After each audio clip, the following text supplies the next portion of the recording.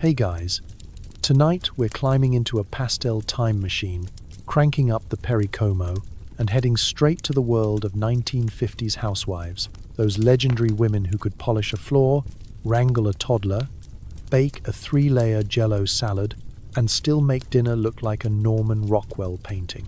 But here's the twist. Beneath every perfect bouffant and floral apron was a secret weapon, stronger than Tupperware, amphetamines. Yes, tonight we're talking about why 1950s housewives were all, quite literally, running on speed. So, before you collapse onto your memory foam mattress, which by the way contains more comfort than all 1950s bedding combined, take a second to like this video and subscribe, but only if you actually enjoy what I do here. Comment below with where you're listening from and what time it is. Now, dim the lights, set your fan to soft mid-century hum, and settle in. Maybe throw on a pair of slippers that would horrify a podiatrist. Let's get curious for a second. Have you ever wondered what it would feel like to be a 1950s housewife? Why did cleaning the house require more chemistry than a NASA launch? Was there really a pill for every problem? Did people honestly believe you could vacuum in pearls without breaking a sweat? What happens when you're expected to keep the house spotless, the children spotless, and your own mind spotless, all before your husband comes home with opinions about how the roast beef smells different? Was the secret to surviving suburbia really just mother's little helper? Or did the local pharmacy double as a drive-through for nervous breakdowns? Congratulations! You've just woken up in a split-level ranch in the year 1957. Your hair is set, your casserole is burning, and you're already late for your first nervous collapse. Good luck. The sun peeks through floral curtains and you're wide awake. Or you will be, after the first amphetamine of the day. Welcome to the 1950s, where mornings start earlier, expectations are higher, and coffee alone just won't cut it. Your alarm clock is the sound of a child demanding pancakes and a husband wondering aloud why his shirts aren't ironed by thought alone. Let's set the scene.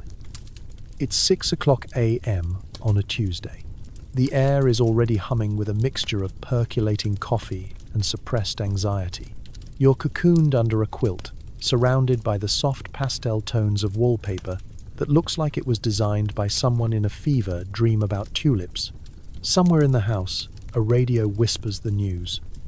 A little Cold War tension, a little weather, and a whole lot of advertisements for labor-saving devices that will never, ever actually save you any labor. You'd like to sleep in just once, but sleeping in is for people in magazines, or possibly Soviet agents. Your to-do list is taped to the fridge and reads like a military campaign. Make breakfast, pack lunches, get kids dressed, iron shirts, vacuum, polish silver, shop for groceries, call the neighbor back about the Tupperware party. All this before 9 a.m. Because if your day doesn't start with at least 3 simultaneous crises, are you really a 1950s housewife? But you have a secret weapon. In your nightstand drawer, tucked between a handkerchief and a copy of Better Homes and Gardens, is a small bottle of magic, amphetamines, prescribed by the family doctor who thinks you look a little tired but never actually asks why. The bottle promises pep and energy, but what it really means is you'll soon be able to clean a bathroom with the force of a tropical storm. You pop a pill with your first glass of orange juice. Fresh squeezed, of course, because the grocery store only sells frozen concentrate to communists. Now the gears begin to turn. Your brain sharpens, your body wakes up, and suddenly you're moving like someone in a detergent commercial. The house isn't going to tidy itself. And let's be honest, if it did, you'd just have to find something else to perfect. The children emerge, rumpled and grumpy, and you're already 2 steps ahead. Breakfast is on the stove, lunches are in progress, and the dog's been walked, brushed, and possibly alphabetized. It's important to remember that you're not alone. Somewhere, in every house on your block, there's another woman in a robe and slippers, staring at her own reflection and wondering if she's got what it takes to survive another day. The difference between you and her? Probably just a few milligrams of synthetic enthusiasm, dispensed in a mint green pharmacy bottle. Your husband, groggy and blissfully unaware of the chemical ballet happening in his own home, shuffles into the kitchen. He expects eggs, not scrambled, not fried, but somehow both. The toast must be hot, the coffee strong, the newspaper unfolded to the sports section, and not a hair out of place on your carefully coiffed head. He comments, without malice, but with infinite ignorance, that you seem awfully chipper this morning. You smile through clenched teeth. It's either that, or admit that you're running on a combination of adrenaline, caffeine, and enough legal amphetamines to power a minor league baseball team.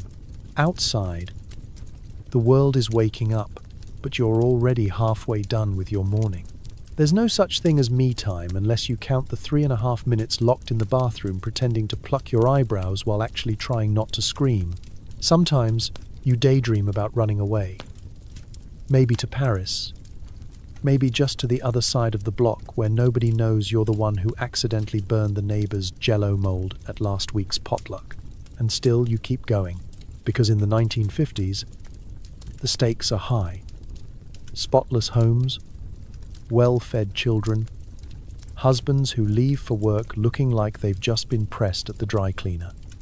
If you slip up, if you're late, if you miss a single dust bunny under the couch, the universe will collapse, or at least that's how it feels. The local gossip network, powered by rotary phones and nerves, will know before lunch. But the pills do their job. You glide through the morning with a smile, a whirlwind of activity, making domestic chaos look like ballet. And as you wipe the last crumb from the kitchen table, you realize it's only 8:30 a.m., and there's still the rest of the day to survive. Congratulations. You've made it through the 6 a.m. jolt. Again, only 14 more hours to go. It's breakfast time. Eggs, bacon, a smiling child, a grumpy spouse, and oh yes, one little white pill, chased with Sanka and a side of existential dread. Was this in the cookbook? Maybe not, but it's on the menu every morning. Let's set the table. You shuffle into the kitchen. Hair still pinned in last night's curlers. Robe tied with a vengeance. Slippers slapping across the linoleum. The radio is already blaring out the top hits of 1957. Something cheerful, upbeat, and impossible to dance to before sunrise. The kitchen clock says 6:12 a.m., but your brain says maybe tomorrow. You glance at the counter. Eggs, bacon, Wonder Bread, margarine, a can of grapefruit halves in heavy syrup, and the family-size bottle of vitamin Pep, courtesy of Dr. Michaels and his very friendly prescription pad. The ritual begins. You brew the coffee, 2 scoops for him, 1 for you, and a dash of wishful thinking. While the percolator bubbles, you set the table, plates, forks, glasses, and the special good morning napkins you embroidered last winter in a fit of performative domesticity. In the background, the children stir, arguing over which cereal mascot is superior and whether today's school lunch will be edible or existential. You pop a piece of bacon into your mouth, realize you've forgotten to defrost the orange juice, and decide that grapefruit halves are nature's punishment for not planning ahead. But before the day can truly begin, you reach into your little kitchen drawer, tucked between the pot holders and a broken can opener, and retrieve the real breakfast of champions, a single Benzedrine tablet. It looks innocent, just a tiny white pill. But this is the not-so-secret ingredient in every successful 1950s morning. Coffee is good, bacon is better. But Benzedrine is what separates the domestic gladiators from the merely mortal. You pop it, chase it with lukewarm Sanka, and brace yourself for the coming storm. Suddenly, breakfast becomes a performance. You flip pancakes with the grace of a Vegas magician, eggs sizzling like applause. The bacon practically cooks itself, the toast leaps out of the toaster, and your hands move so quickly you'd swear you've unlocked a new level of kitchen speedrun. You plate everything just so. Bacon curled beside a perfect fried egg, pancakes stacked like architectural marvels, syrup cascading in slow motion. For a brief, shining moment, you are the undisputed queen of the breakfast table. The family arrives. Your husband, in a pressed shirt and yesterday's tie, demands something hearty and proceeds to read the sports page aloud as if you've never heard of baseball. The children appear, hair pointing in all directions, debating which of them can eat the most pancakes before school. You keep the mood light, make a joke about rocket fuel, and ignore the creeping sense that you're about 3 pancakes away from total meltdown. But here's the thing about Benzedrine. It doesn't just pep you up, it turns breakfast into a sort of existential Olympics. You're not just cooking, you're multitasking at a level that borders on the supernatural. While you scramble eggs, you're mentally drafting the grocery list, counting laundry loads, and rehearsing your explanation for why the school fundraiser envelope still isn't signed. The energy is relentless, electric, slightly jittery, and tinged with a faint sense that you could either organize a sock drawer or launch a satellite. Of course, the commercials promised this would be the best part of your day. Mother looks her best when she feels her best, usually right before she reorganizes the entire kitchen at 7 a.m.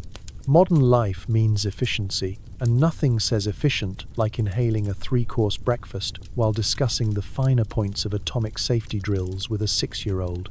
Your husband, blissfully unaware of your chemically enhanced powers, kisses you on the cheek, thanks you for another wonderful meal, and heads out the door with a briefcase full of paperwork and zero existential dread.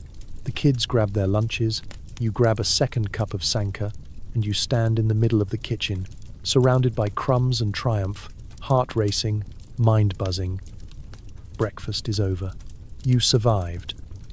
You're fueled, fed, and, if you're honest, just a little bit terrified of what you could accomplish before lunch. Welcome to the 1950s, where every day starts with coffee, bacon, and Benzedrine, the real breakfast of champions. There's a manual for everything, except surviving the sheer pressure of keeping a house so clean your mother-in-law weeps. Magazines promise perfection. Neighbors compete with lawns, and your sanity is holding on by a single trembling thread. Let's talk about perfection. In 1950s suburbia, perfection isn't a goal, it's a mandate, a religion, a competitive sport with no finish line and a new set of hurdles every morning. The glossy pages of Ladies' Home Journal say you should be slim, cheerful, and ready with a witty remark before breakfast. Your kitchen must gleam, your children must sparkle, and your marriage must look effortless, even when your spouse spends all evening talking to his ham radio and you're fairly certain the neighbor's roses are fake. The pressure starts before you even get out of bed. You lie there, staring at the ceiling, planning your day down to the minute. Vacuum at 7:15. Call the school at 8:05.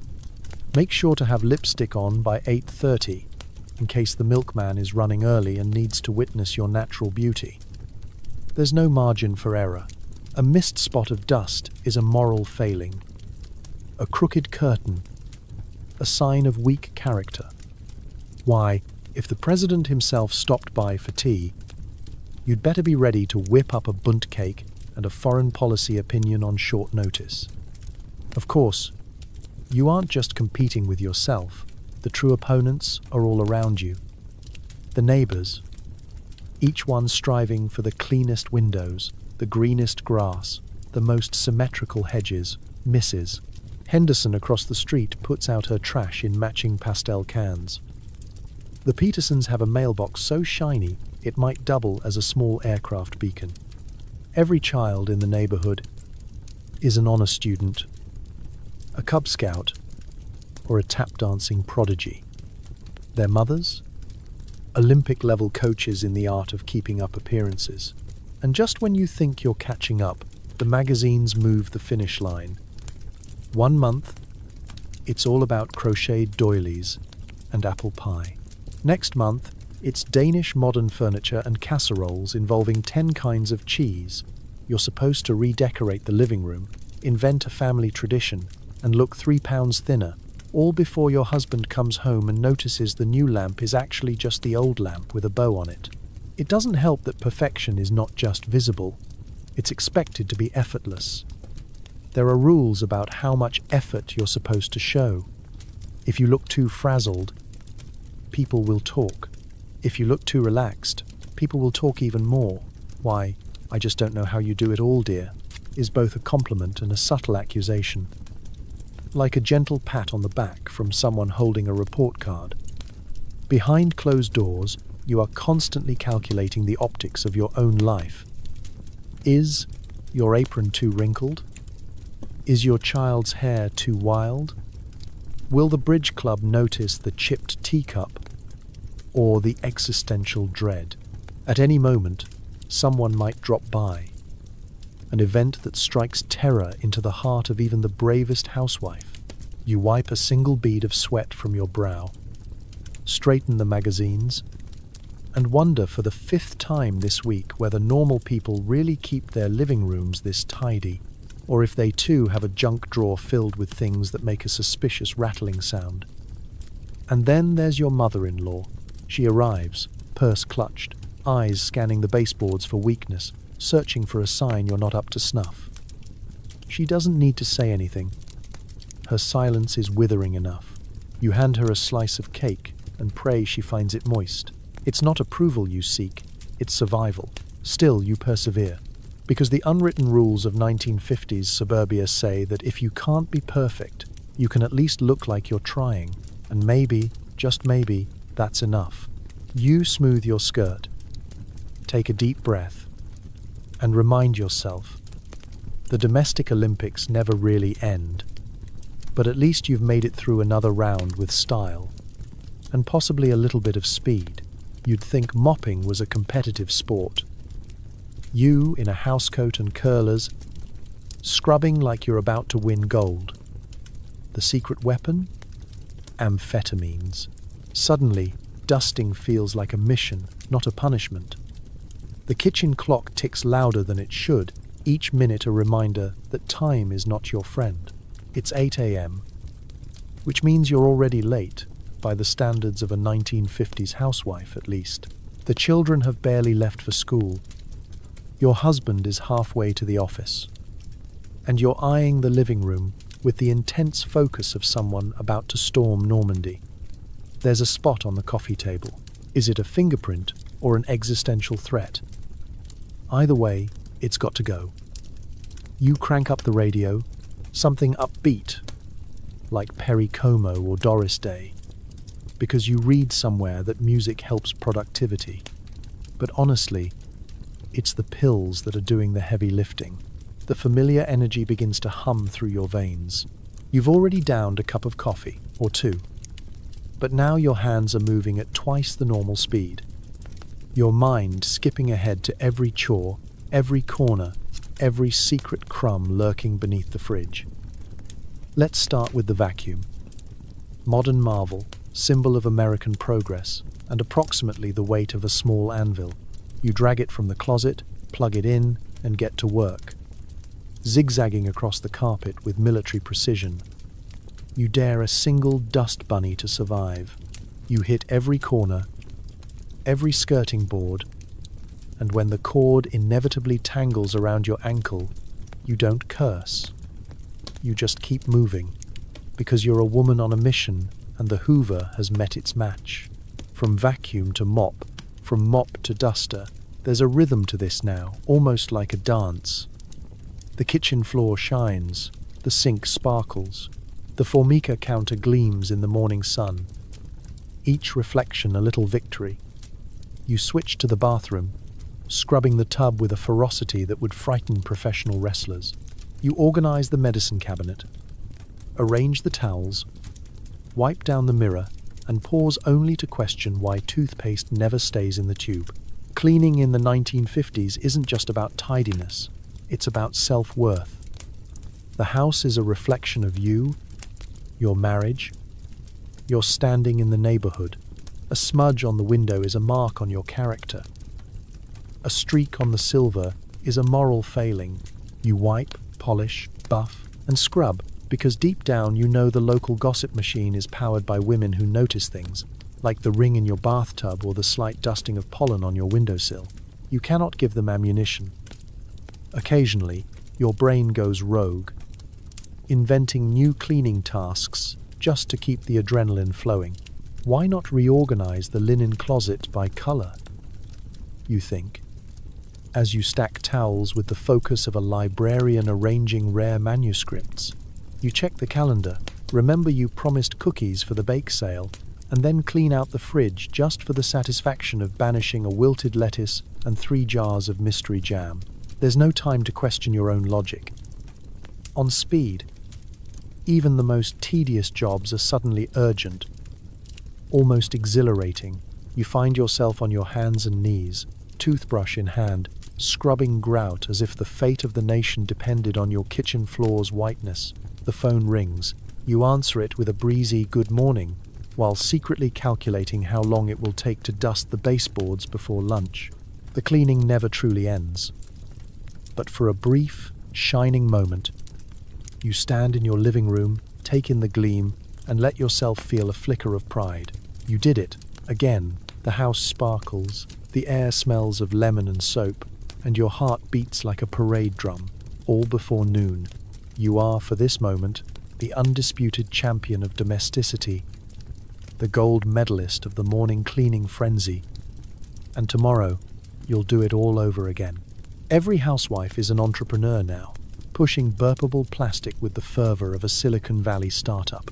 If you've ever attended a party that felt suspiciously like a hostage situation, just add amphetamines for extra sparkle. It all starts with a cheery phone call from a neighbor. Let's call her Barbara, who just wants to invite you to a little get-together. You know what's coming. There's never just coffee and conversation. No. This is the front line of domestic capitalism, the Tupperware party. It's 1957, and the suburbs are practically vibrating with the sound of women hustling molded plastic. You're not just expected to attend, you're expected to buy, and, if you're unlucky, host the next one. Preparation begins days in advance. You clean the house like it's being inspected by the Queen of England, then spend hours debating which dress is festive but approachable. There's a mounting sense of competition. Whose deviled eggs will look the fluffiest, whose gel O-mold will actually set, and whose doilies are the most aggressively starched. You assemble trays of snacks, cheese cubes, olives, and a suspiciously ambitious tuna casserole, while rehearsing lines in the mirror.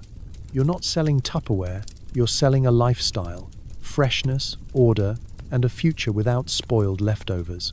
By the time Barbara arrives, you're already amped, thanks in no small part to a little white pill tucked discreetly in your purse. The other women file in, each one eyeing the living room as if they're casing the place for a feature in Better Homes and Gardens. Barbara, of course, is prepared.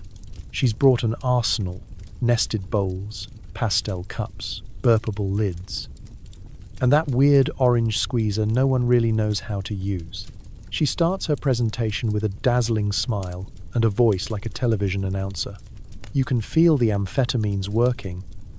They've turned your polite attention into a laser focus on the miraculous world of airtight storage. Just listen to this, Barbara says, snapping a lid onto a container with a satisfying pop.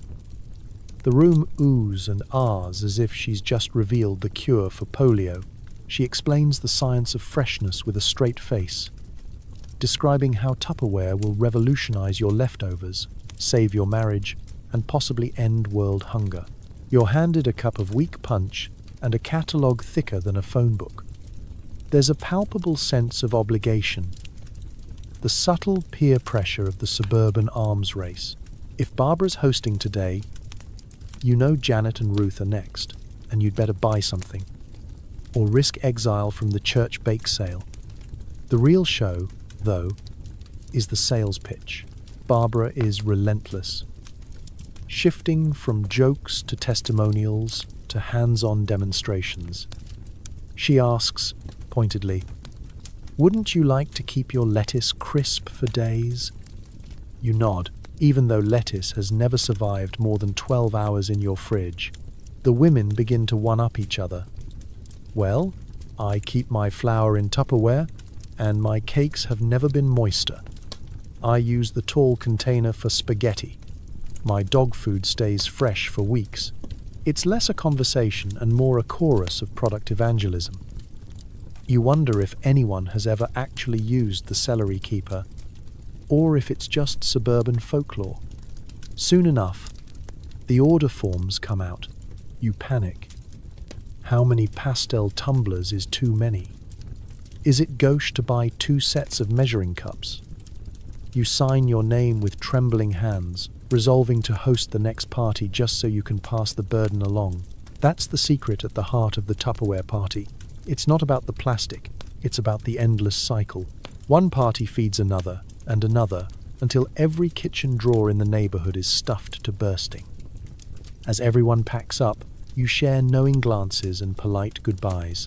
Another round of the Tupperware arms race is over, and you've survived, with new lids, less money, and the certain knowledge that, in suburbia, freshness is mandatory and the hustle never really ends. Suburbia is a fishbowl. You know who's on diet pills, who prefers the pink ones, and who swears her pharmacist is her therapist. Everyone's smiling, no one's sleeping. Let's step outside for a moment. The air is thick with the scent of fresh-cut grass, and if you listen carefully, you can almost hear the hum of secrets buzzing between the clotheslines.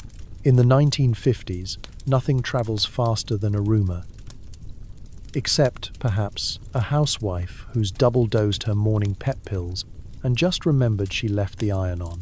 Neighborhoods are tight-knit, tidy, and absolutely electric, with the constant, unspoken competition for perfection.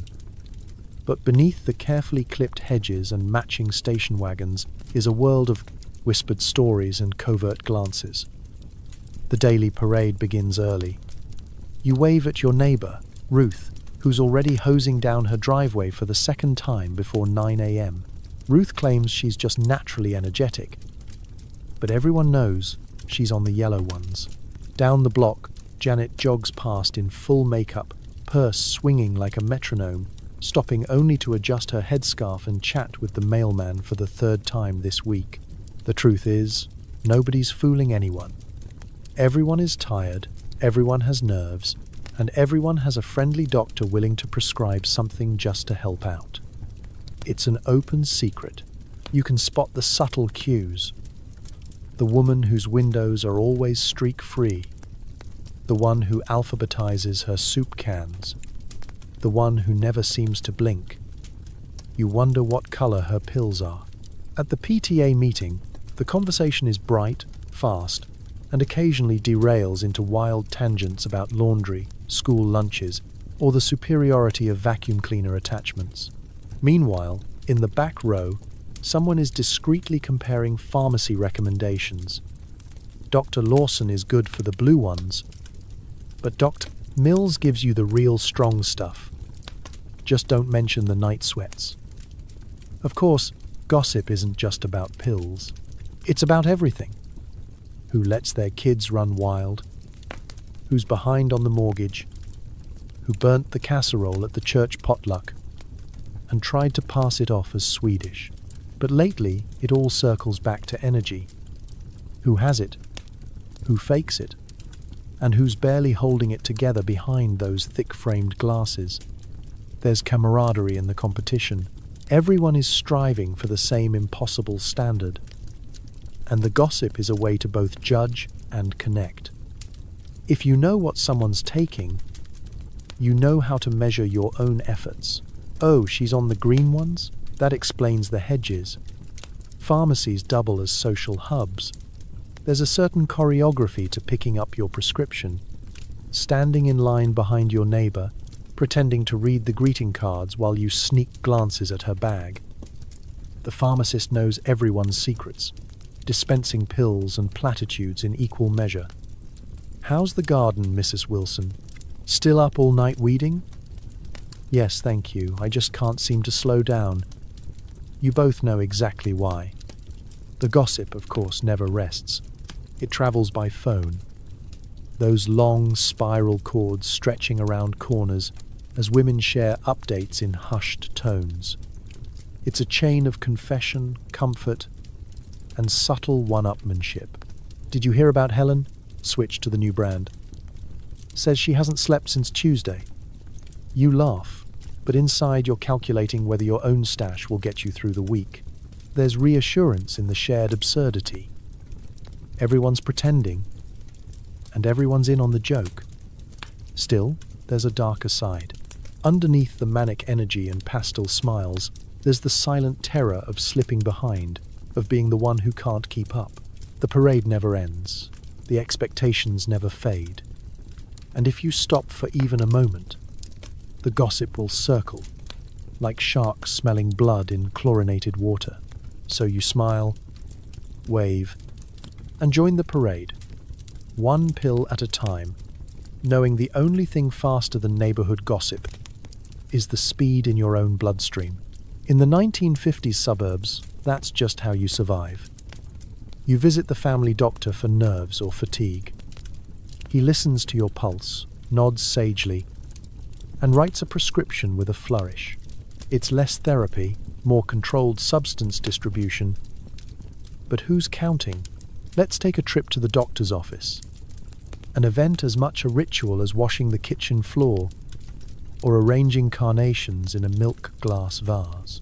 You arrive, clutching your purse and your nerves, greeted by a receptionist in a pastel dress who hands you a clipboard and a sympathetic smile. The waiting room is a museum of post-war optimism. Shiny chairs, magazines promising thinner thighs, and a faint aroma of antiseptic mixed with hairspray. Every woman here has the same look, wide-eyed, polite, and secretly calculating how much housework isn't getting done during this brief escape. The nurse calls your name. You step onto the scale, pretending not to care about the number, but knowing full well it's another measure you'll be judged by. Blood pressure, temperature, pulse, a litany of minor indignities. She asks about your sleep, your appetite, your mood. You answer honestly, in the language of the 1950s, just a little tired, maybe a touch of the nerves. It's nothing, really. What you mean is, I haven't sat down in 6 months, and last night I alphabetized the pantry at 2 a.m. Then it's time for the main event. The doctor himself. He enters. White coat crisp, tie knotted, hair slicked back in the universal style of men who don't do their own laundry. He glances at your chart, nods as you explain that you're just not yourself lately, worn out, anxious, maybe a little irritable with the children, and unable to keep up with the pace of modern life. He doesn't ask about your marriage, your ambitions, or your actual feelings. Instead, he smiles knowingly. He's heard it all before. He launches into a comforting spiel. "It's perfectly normal, Mrs. Johnson. Women today are under so much pressure. Why, with all your responsibilities, it's a wonder you're still standing. But we have wonderful solutions now. Science has made incredible advances." He says the words science and modern medicine as if they're magic spells that will banish all doubts. Out comes the prescription pad, as reliable as sunrise. A few quick scribbles and you're the proud owner of a month's supply of Mother's Little Helper. Amphetamines, maybe with a bonus tranquilizer thrown in for good measure. There's no talk of side effects, no warnings about dependency, just a cheerful reassurance that this will pick you right up and maybe even help you drop a few pounds. If you don't, I mind my saying so. The whole exchange takes less time than buying a loaf of bread and is about as personal. You leave with a slip of paper that promises energy, order, and a return to the self you're expected to be. Sparkling, tireless, forever pleasant. On your way out, you stop by the pharmacy, where the pharmacist fills your order with the same discretion as a priest hearing confession. The bottle is handed over in a small paper bag, labelled "Take as needed," which is delightfully vague. As needed by whom? You? Your husband? The entire PTA? No one seems to mind. Outside, you sit in your car, prescription in hand, feeling a strange cocktail of relief and resignation. You know every woman in your book club has a similar bottle tucked in her purse. No one talks about it openly, but everyone's in on the secret. It's the silent bond of 1950s motherhood. When nerves fray, when energy flags, when life becomes a blur of chores and expectations, the doctor will see you now, and so will his little helpers. Back home, you tuck the bottle into your medicine cabinet, next to the aspirin and the cold cream. Maybe you'll feel more like yourself tomorrow. Maybe you'll finally catch up. Or maybe, like every other woman on your block, you'll just survive another day, one tiny white pill at a time. It's only 10 a.m. You've changed 3 diapers, baked a cake, arranged the living room pillows by color, and started questioning the meaning of life. Time for another little pick-me-up. Welcome to the relentless circus that is a weekday morning in mid-century suburbia. You've already gotten the kids dressed, 2 in matching plaid, 1 in a cowboy outfit, and the baby in something vaguely clean. Breakfast is over, or at least it's smeared across the walls. You've wiped down the counters, chased the dog out of the trash, and discovered 3 stray socks in the oven. The cake is cooling, or burning, depending on whether you remembered to set the timer before being summoned to the bathroom by a toddler with an emergency. Spoiler: it's never actually an emergency, unless you count a single Cheerio in the toilet as Defcon 1. The house is alive with noise. The baby is screaming because her blanket feels funny. The 4-year-old is threatening the goldfish with a plastic cowboy. And someone is already hungry again. Your husband is at work. Or at least, you assume he is, since he left with a briefcase and the same look of freedom a dog gives when you open the backyard gate. Meanwhile, you're multitasking like a one-woman assembly line. Folding laundry, prepping lunch, keeping the peace, and breaking up an argument over whose turn it is to name the dust bunnies under the sofa. On top of all this, there's the cake, a centerpiece for this afternoon's impromptu coffee gathering, which is anything but impromptu. In the 1950s, every visit is an event, and every cake is a performance. The frosting has to be just right, the sprinkles evenly distributed, and the whole thing needs to look effortless, as if you woke up at dawn feeling inspired by Julia Child, and not, in fact, running on 4 hours of sleep and 1 existential crisis. As the morning whirls on, you glance at the clock and wonder how it can only be 10, 12. You could swear you've lived a whole day already. This is the moment, the perfect moment, for your next pick-me-up. You sneak into the bathroom, close the door, and, like a secret agent on a covert mission, reach into the medicine cabinet for that little bottle with your name on it. As needed, it says. If anyone asks, you'll explain that needed is just a synonym for 10:13 a.m. on a Tuesday. You pop the pill, splash water on your face, and rehearse your "everything's fine" smile in the mirror. The world expects grace, not exhaustion. You emerge, newly energized, ready to conquer the next wave of chaos. The kids have moved on to painting the dog, again. The baby is chewing on a shoe, and you step over a sea of Legos with the dexterity of a ninja who's late for a bake sale. You straighten the pillows, again, rescue the mail from the dog, and try to remember if you've called your mother this week, or if that was just a very vivid dream about overdue thank you notes. Somewhere in the back of your mind, a little voice asks, "Is this it? Is this my life?" It's the soft, persistent hum of existential terror, humming along with the vacuum cleaner and the percolator. You ponder it for a moment. Then remember that existential dread is a luxury for people who don't have to referee a wrestling match over the last fig Newton. Still, there's a strange pride in the juggling act. You're keeping a dozen plates spinning: kids, cake, chaos, and the constant demand for snacks. The world doesn't see the tightrope, the near misses, or the marathon sprints between laundry and sanity. It just sees the cake, the clean house, the happy kids. So you laugh, sweep up the crumbs, and carry on. Because, in the 1950s, juggling kids, cake, and existential terror is just part of the job description. And besides, you've got a little help, one white pill at a time. Everyone wants to be slim. The secret? A little amphetamine-laced vitamin with breakfast, lunch, and sometimes dinner. Who needs food when you have speed? Step into the 1950s, where the world is obsessed with waistlines. And the Battle of the Bulge is the real Cold War. Every magazine cover in the checkout aisle features women with impossibly tiny waists, hips that could cut glass, and smiles that say, "I haven't chewed solid food since Easter." Ads promise that happiness comes in a size 6 dress, and conveniently, the pharmacy sells the shortcut. It's not just social pressure, it's a national campaign. Doctors, fashion editors, and even your neighbor Janet agree. A lady should watch her figure.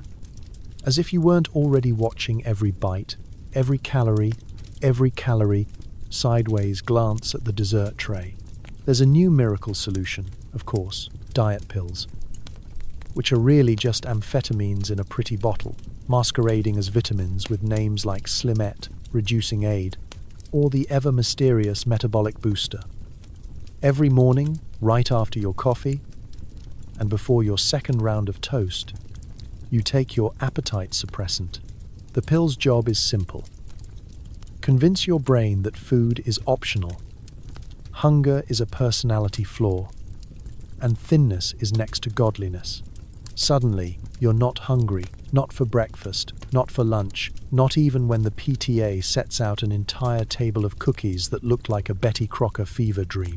Instead, you're polishing the silver, organizing the pantry, and alphabetizing your spices, running on a nervous energy that feels equal parts accomplishment and existential crisis. You're not alone, of course. The entire block is secretly supplementing their willpower with a little chemical reinforcement. Ruth down the street is on the green pills, which she swears speed up her metabolism, but mostly just make her paint the garage at midnight. Carol prefers the pink ones, less jittery, more cheerful, with the added bonus of making her forget about lunch altogether. At Bridge Club, everyone's sipping Diet Right cola and pretending the plate of celery sticks is just what they were craving. No one touches the cheese puffs. They're for the kids, who, ironically, get to eat whatever they want. The magazines, of course, are no help. Each issue offers a new miracle food, a new set of exercises, and at least 3 diets with conflicting rules. Grapefruit for breakfast, cottage cheese for lunch, steak and air for dinner. There's the Hollywood diet, the Scarsdale diet, and the suspicious hot dog and cabbage diet, which is both a menu and a warning label. The only constant is the quiet understanding that if you're hungry, you're probably doing it wrong. Somewhere between the hunger pangs and the light-headed afternoons, you notice your dresses fit looser. Your mother-in-law, ever vigilant, comments, "You're looking so slender, dear. What's your secret?" You smile politely and mutter something about just being busy, as if you weren't operating on the nervous system of a caffeinated squirrel. Of course, there's a downside. The appetite suppressants don't just take away hunger, they take away sleep, peace of mind. and sometimes your patience for small children waving cookies under your nose. At night, you lie in bed, staring at the ceiling, wondering if you've finally achieved the right shape, or if you've just hallucinated yourself into a new dress size. Your stomach growls, but you ignore it. The real hunger is for approval, for a compliment, for a day when you can eat a sandwich without guilt. Still, you carry on, because in the 1950s, thin is in, appetite is out, and the solution to every diet problem is just one little pill away. Calories are the enemy. The bathroom scale is judge and jury. And hunger is just another feeling you're supposed to rise above. The age of the appetite suppressant is here. Bon appetit. Or maybe not. You haven't blinked in 40 minutes, and every shirt in the house is crisp enough to cut glass. Ironing is now an aerobic activity, and you're the undisputed queen of the wrinkle-free. Welcome to the glamorous, steamy battleground of the 1950s laundry room, where the iron never cools and the pile of wrinkled shirts breeds like rabbits. For the modern housewife, ironing isn't just a chore. It's a moral imperative. Wrinkles are weakness. Creases are character. And no child shall step foot in school unless their collar could double as a ruler. The good news? You have a secret weapon, prescribed by your very own doctor and tucked discreetly behind the starch. Good old amphetamines. With just a little chemical encouragement, you're ready to conquer Mount Laundry and win gold in the Olympic event of pleat perfection. It begins innocently enough. After breakfast, you set up the ironing board, fill the iron with water, and survey the day's challenge. 5 shirts, 3 pairs of pants, 2 blouses, and a tablecloth with more creases than the Sahara. The radio hums along, and the window lets in a rectangle of cheerful morning sunlight, but you are focused, sharper. It's not just the caffeine. It's the little helper you popped after cleaning the kitchen. A pet pill to transform ironing from dull monotony into a one-woman show of speed, skill, and relentless optimism. Suddenly, the iron glides. You press, steam, and smooth with military precision, lost in the hypnotic rhythm of fabric and heat. The smell of freshly pressed cotton mingles with the sharp, clean scent of starch. Each shirt is transformed from a crumpled heap into a badge of suburban pride. You wield the iron like a conductor's baton, orchestrating the transformation of chaos into order. The shirts stack up. White, blue, plaid, all perfectly crisp, all awaiting their moment of glory. Time vanishes. You haven't checked the clock in ages, but your hands move on autopilot, guided by a strange, wonderful sense of purpose. You iron sleeves with the care of an artist, flatten collars until they could slice bread, and put an extra crease in your husband's pants just to show off. At one point, you iron a napkin into the shape of a swan and wonder if this is how Martha Stewart got her start. The radio announcer reminds you it's almost noon, but you're not tired, not even close. In fact, you feel like you could iron every sheet in the Tri-County area and still have energy left for a brisk walk around the block. Of course, perfection comes at a price.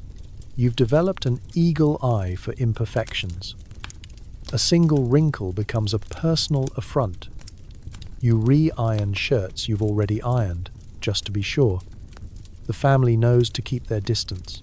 The children learn to appreciate the subtle art of not wrinkling their Sunday best before leaving the house. Your husband, blissfully unaware of the high-stakes drama unfolding in the laundry room, simply nods with approval as he buttons a shirt so sharp it could deflect negative comments from his boss. There's a meditative quality to it all.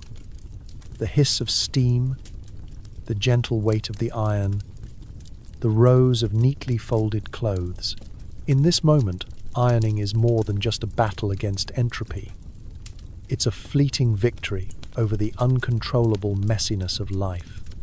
Here, in this warm, starchy haven, you are in control. at least until the children come home and immediately sit on the clean laundry. Eventually, the adrenaline fades. You look around at the stacks of perfect shirts, the immaculate pillowcases, the gleaming ironing board, and feel a quiet pride. Maybe tomorrow you'll tackle the curtains. Maybe you'll finally iron the sheets. Or maybe you'll just sit for a moment, blink, and let yourself believe, if only briefly, that you've finally pressed the world into shape, one wrinkle at a time. Television is your companion, soap operas, commercials for dish soap, and an endless parade of perfectly coiffed women who look suspiciously energetic. Are they on the same pills as you? Almost certainly. It's mid-morning. The house is spotless, for now. The laundry is drying, and the kids are briefly contained. One colouring, one napping, one threatening to launch a campaign for more cookies. This, according to the glossy magazines, is your time. In reality, it's you, the television, and a mug of Sanka that's somehow both cold and still too strong. You sink into the faded floral sofa, grateful for a moment of silence, and switch on the zenith. A familiar hum fills the room, followed by the parade of 1950s daytime television, Technicolor smiles, gentle piano music, and the gentle suggestion that your happiness is just one cleaning product away. First up, it's the soap operas. The stories are always the same. Beautiful women with complicated hair, husbands with secrets, and doctors who never actually practice medicine. You watch as Barbara learns her fiancé is secretly her cousin, then sighs into a doily. It's all delicious nonsense. But in a world where your own drama involves a sticky floor and a missing sock, it's nice to escape into a fantasy where the biggest problem is amnesia, not burnt meatloaf. The commercials come fast and thick, promising miracles in every bottle. Are you tired, run down, behind on your housework? The voice intones as a smiling actress scrubs a bathtub with more enthusiasm than anyone has ever actually felt about mildew. Try Miracle Suds. Cleans twice as fast and leaves your bathroom smelling like a spring meadow. You know that look in her eye. She's not just excited about cleaning, she's probably had a little medicinal help.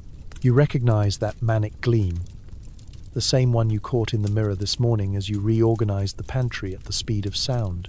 After the cleaning products, the parade of improved foods, boxed dinners, instant pudding, margarine that spreads like butter and almost tastes like it.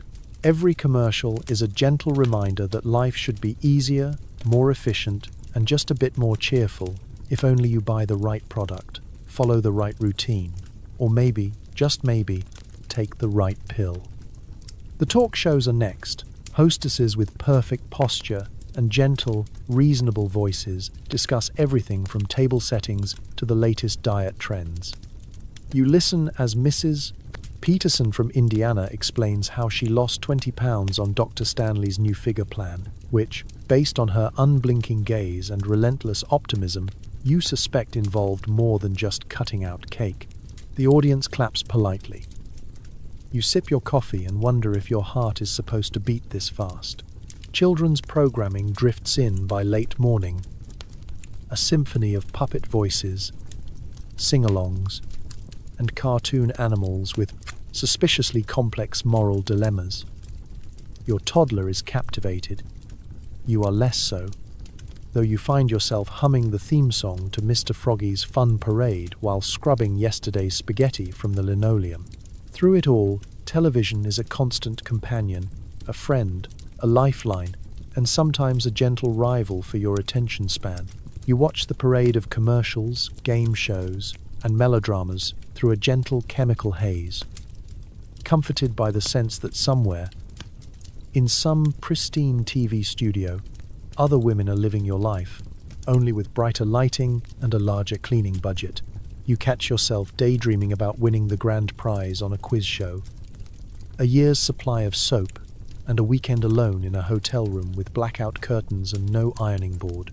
Eventually, You turn off the TV and rise from the sofa, gently buzzing, slightly entertained, and more than a little envious of the woman on screen whose only job is to look radiant and sell hand cream. Real life resumes.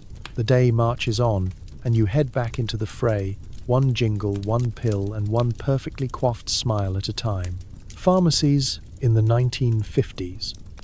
Part medical facility, part speakeasy, part confessional booth. The pharmacist knows everything, dispenses more amphetamines than advice, and never judges. It's noon, the sun is bright, and the errands are calling. At the top of the list, right above bread, milk, and another can of mushroom soup, is the daily pilgrimage to the neighborhood pharmacy. You might say you're just picking up a prescription or a bottle of cough syrup. But in suburbia, the pharmacy is as much a social hub as the church or the beauty parlor. The place buzzes with low-level secrets and the faint, reassuring smell of rubbing alcohol and bubble gum. You walk through the door, greeted by the jingle of a bell and a chorus of, "Well, good morning," from Mrs. Jensen, who's already in line with a bag of mysterious ointments. Behind her, Ruth gossips, softly about the PTA, glancing at the rack of greeting cards to make sure no one's eavesdropping. The pharmacist, Mr. Andrews, stands behind the counter in his spotless white coat, ready to offer you the kind of advice that never quite answers your questions. There's a rhythm to these visits. You peruse the shelves, picking up a bottle of vitamins you don't need, a tin of mints for the kids, and a magazine with a picture of a woman smiling at a salad. But you're really here for your prescription. The one tucked into a little paper bag with your name written in careful script. The exchange is discreet, almost ceremonial. You give Mr. Andrews a knowing look. He nods and slides the bag across the counter as if handing you the nuclear codes. "Feeling better?" he asks quietly, which is less a medical question and more a coded message. The truth is, you're not sure. But the pills work. Or at least, they make you fast enough to keep up with the house, the kids, and your own relentless standards. He offers a sympathetic smile, then moves on to Mrs. Jensen, who's explaining that her husband's allergies are worse than ever, bless his heart. The pharmacy is where you catch up on everything that matters, and nothing at all. It's not just about medicine. It's about news, connection, and a certain kind of suburban therapy. You overhear Ruth whispering about Janet's new pet prescription, the one she swears by for energy and appetite control. It's the pink ones this time. Doctor says they're all the rage. You nod, pretending you're only half listening, but everyone knows everyone's business anyway. Secrets don't last long, especially not between the vitamins and the foot powder. Outside, the world moves at a gentler pace, but inside the pharmacy, time seems to bend. You linger by the makeup counter, test a coral lipstick, and contemplate a bottle of lavender bath oil you know you'll never use. The magazines beckon with promises of instant happiness, 10-minute dinners, and the latest Hollywood scandal. You leaf through the pages, half present, half floating in the calm haze of a ritual that soothes as much as it enables. Before you leave, you make the rounds, chatting with the other women, swapping casserole recipes, comparing notes on school plays, bake sales, and the rising price of eggs. Someone mentions the new pharmacist at the branch on Main Street, and there's a collective pause. He's nice, but he doesn't know the routine. You all nod, secure in the knowledge that Mr. Andrews is a keeper of confidences, a silent partner in every domestic triumph and chemical shortcut. With your prescription in your purse and your head buzzing with 100 half-finished conversations, you step out into the sunlight, ready to tackle the rest of your day. The errands continue. The world resumes its spin. But for a moment, you've been part of the great suburban pharmacy ritual. A daily confession, a brief escape, and the unspoken assurance that, at least in this small corner of the world, everyone is in it together, one little white pill at a time. Household finances require focus. Thankfully, your brain is running at 78 RPM, and your hands can balance a checkbook and rearrange the pantry simultaneously. It's early afternoon, which in 1950s suburbia means two things. The children are either napping or attempting to stage a coup in the backyard, and you, armed with a pencil, a pile of receipts, and enough artificial energy to power a blender, are about to tackle the weekly budget. The kitchen table transforms into a war room.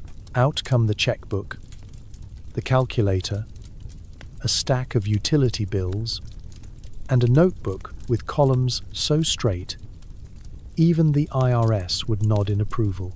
On the radio, a cheerful announcer insists that saving for the future is just a matter of discipline. If only he knew. You glance at the neat row of glass jars on the windowsill, each labelled for a different category: groceries, milk, laundry, emergencies, and the ever-optimistic vacation fund. Last week, you raided that jar for milk money and never put it back. The guilt lingers, but so does the fantasy of one day seeing the ocean, or at least a hotel with room service. You take a deep breath, feeling the amphetamines begin to peak. Suddenly, the numbers make sense. Columns align. Addition is effortless. And you can remember the price of bread from 3 months ago. You pay the gas bill, make a note about the rising price of eggs, and cross-reference your grocery list with the coupons stuck to the fridge. Multitasking is easy when your thoughts are zipping along like cars on the interstate. You feel like a living, breathing spreadsheet, organized, relentless, and just a little bit haunted by the possibility of overdrawing the account. Meanwhile, you're still running the household orchestra. While balancing the checkbook, you stir a simmering pot of soup, separate fighting children with a single raised eyebrow, and answer the phone. No, Ruth. I can't host bridge this Thursday. The silverware is busy. You jot down a reminder to buy more stamps and marvel at your own efficiency. At this rate, you could probably solve world hunger, if only someone would send you the receipts. But there's an undercurrent of anxiety to every calculation. Every penny has a destination. Every purchase is a negotiation. You tally up the grocery receipts, realize you're $1 over, and immediately start revising the week's meal plan. Hamburger helper on Monday, casserole on Tuesday, pancakes for dinner on Wednesday. Again, you scan the calendar, double-check the PTA dues, and sigh when you see the date of the next school fundraiser. You pencil it in with the resigned energy of someone who knows every raffle ticket sold is one less scoop of real ice cream for the kids. The checkbook doesn't lie, and neither do the growing stacks of IOUs tucked in your sewing kit for emergencies. But there's a strange pride in keeping everything running, even when the math gets creative. You sharpen your pencil, adjust your glasses, and double-check the totals, just in case the amphetamines are making you too optimistic. Is that really a 7, or just your hand shaking? Sometimes, your heart races as the totals dance in front of your eyes. You're never quite sure if it's the caffeine, the pills, or the slow creep of adult responsibility. But you persevere.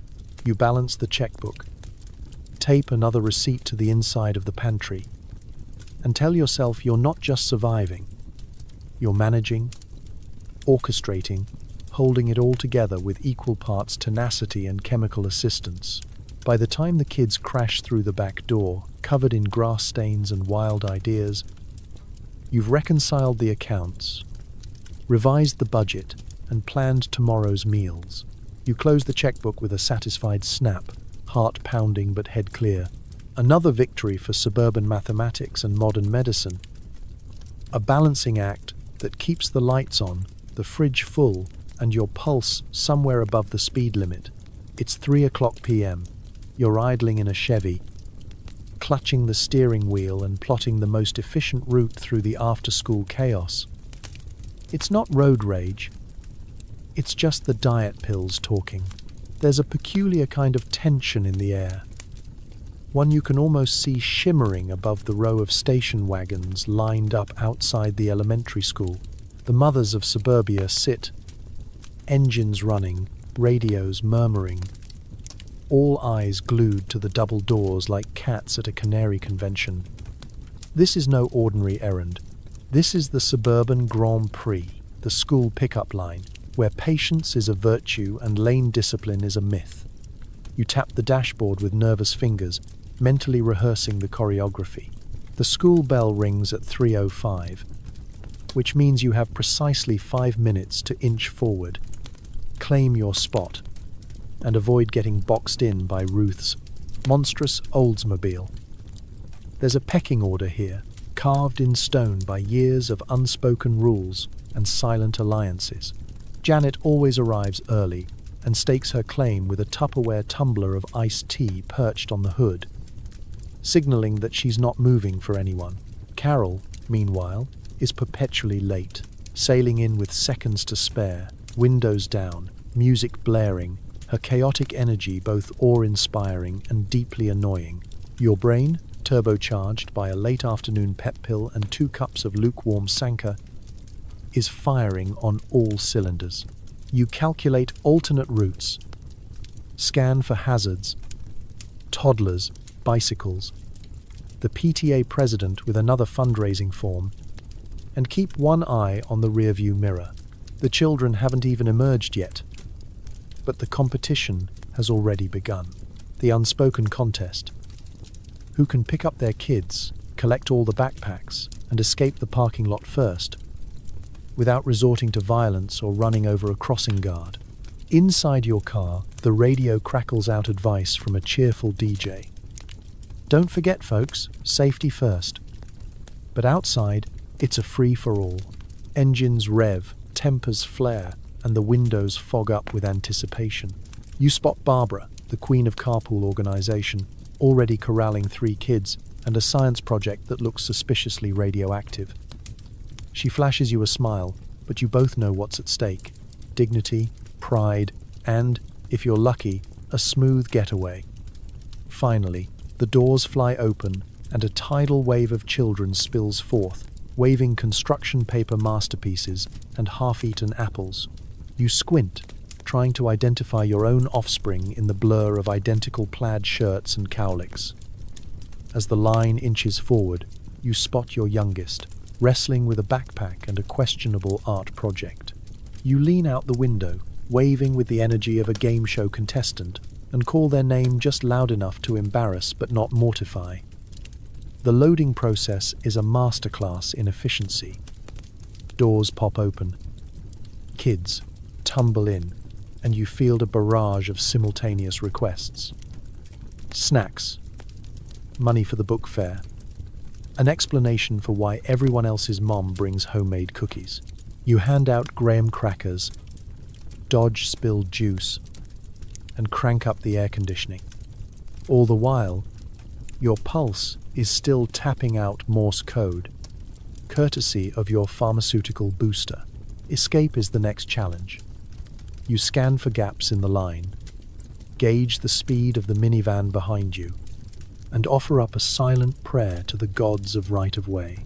There's always that one dad in the pickup truck who ignores the order of things, cutting through the lot like he's auditioning for a demolition derby. You grit your teeth, grip the wheel, and slip into traffic, victorious for now. Back home, you unload kids, backpacks, and rogue snacks. Your heart is still racing, your mind already on the next task. Homework, dinner, damage control. The pickup line is over, but the real marathon continues. In the world of 1950s suburbia, sometimes survival means outmaneuvering the other moms, one caffeine-fueled victory lap at a time. Every dinner is a production. Meatloaf, Jell-O, and 3 vegetables, no 2 alike.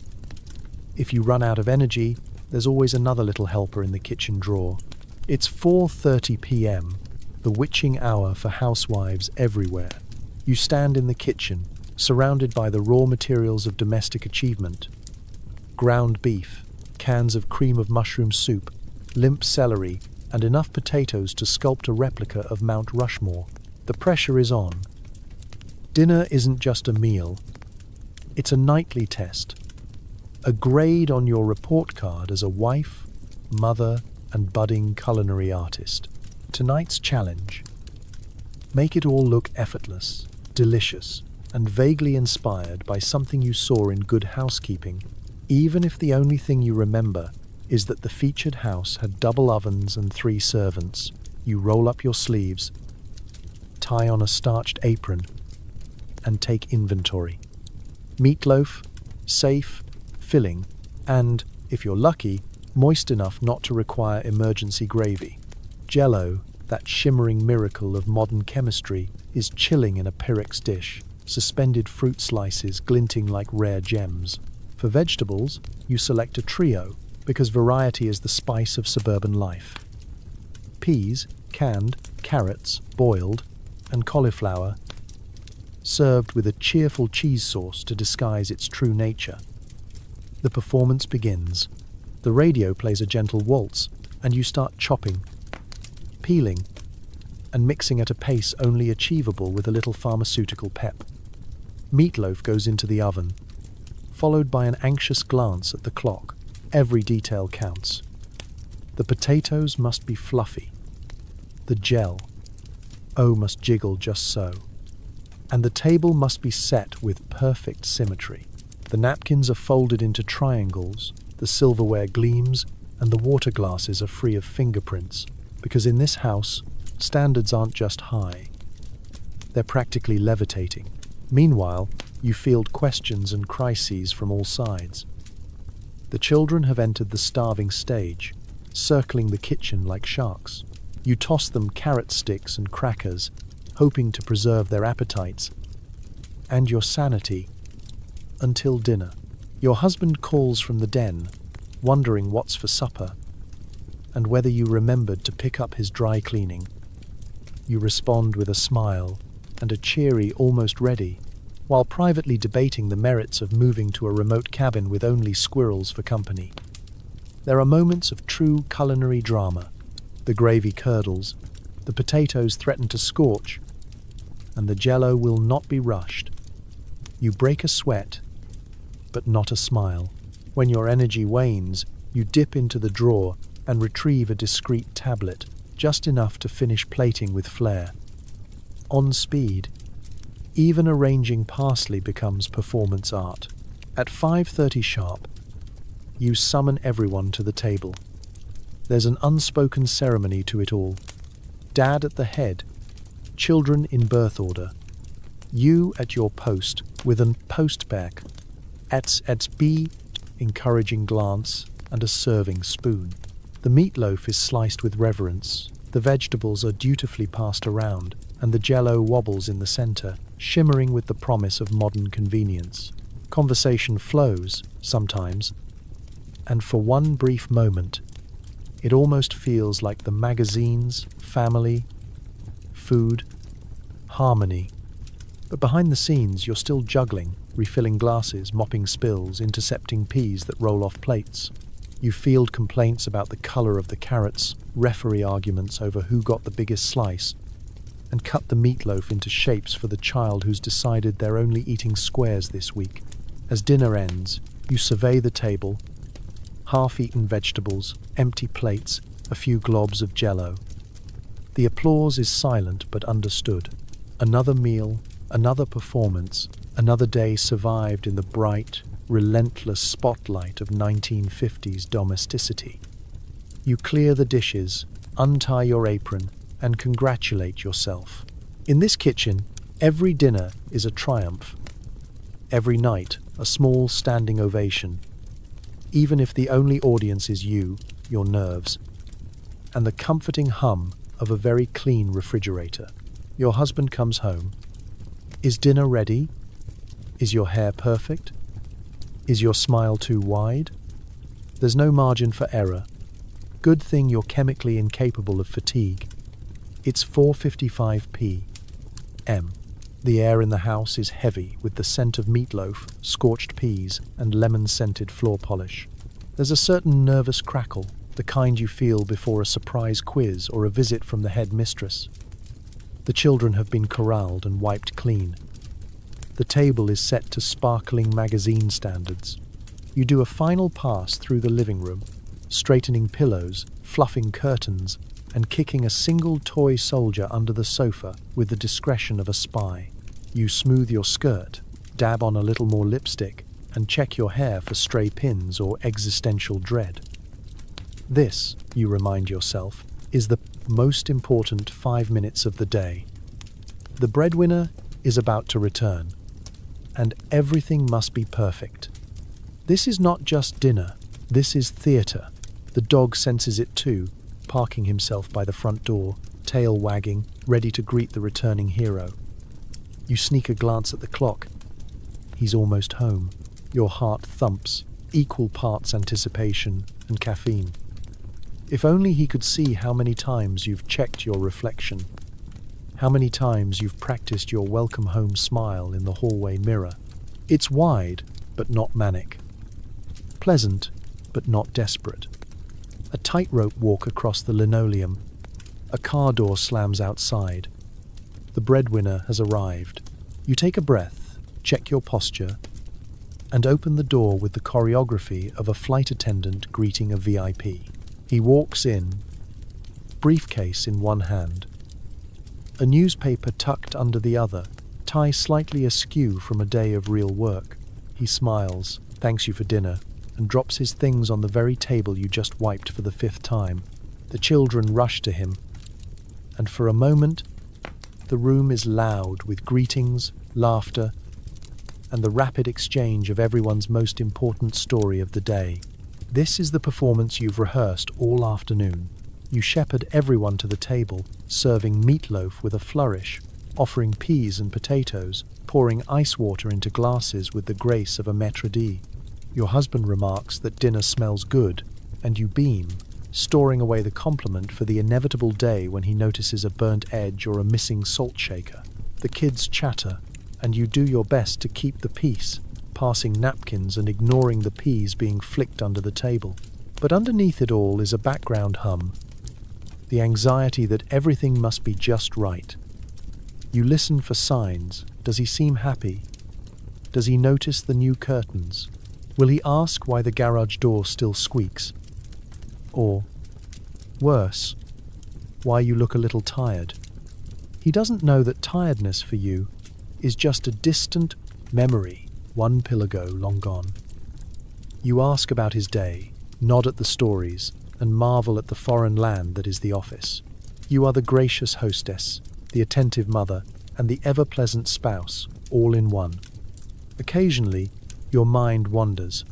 Does he appreciate all this, or does he just expect it? Is this really the summit of post-war happiness? A clean house, a hot meal, and everyone smiling on cue? For a moment, you think of all the invisible labor, the clockwork choreography that makes every evening possible. But there's no time to dwell. Plates are emptied, seconds are requested, and dessert, Jell-O again, waits in the fridge. After dinner, your husband retires to the den, newspaper in hand. The children scatter, and the applause for tonight's performance is silent but palpable. You clear the plates, wash the dishes, and find yourself already preparing for tomorrow's encore. It's 5 p.m., anxiety hour, but you've survived another act, nerves humming, smile unwavering, and not a hair out of place. In this house, the show always goes on. Your calendar is so packed it needs its own amphetamine prescription. Volunteering, organizing, and pretending you're delighted to host the book club. For the 3rd time this month, let's talk about social obligation in 1950s suburbia. In theory, you're a stay-at-home housewife with plenty of time to spare. In reality, your days are as tightly scheduled as a presidential motorcade, minus the security detail. Every week brings a parade of meetings, fundraisers, bake sales, and book club gatherings. Each one another opportunity to prove that your life is not only in perfect order, but also brimming with wholesome enthusiasm. The PTA is the first battlefield. You attend every meeting, clutching a notebook and a pen, ready to jot down assignments like organize the cakewalk or collect 50 pairs of donated mittens by Friday. There's always one mother, usually Janet, who volunteers for everything, and her mere existence pushes you to keep up. You scribble your name onto the sign-up sheets, even as your mind screams for mercy, and your pantry wonders how many more brownies it can handle. Then there are the bake sales, those edible Olympics of maternal achievement. Each mother brings her best recipe, hoping for compliments and a little neighborhood glory. You try to outdo yourself each time. Last week, it was 7-layer bars. This week, you're considering a pineapple upside-down cake, even though the last one stuck to the pan and ended up looking like an archaeological dig. Every bake sale table is a minefield of comparisons. Whose cookies sold out first?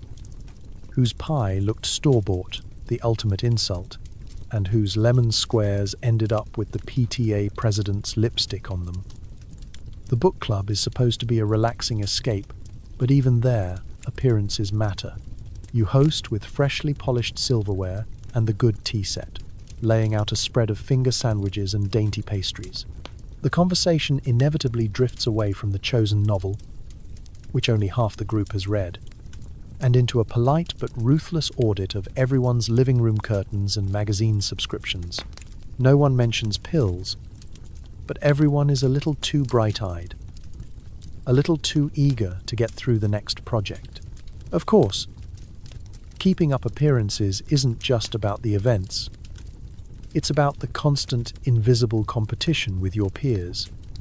Janet's children have perfect attendance. Ruth's husband just won an award at the Rotary Club. Carol redecorated her dining room again.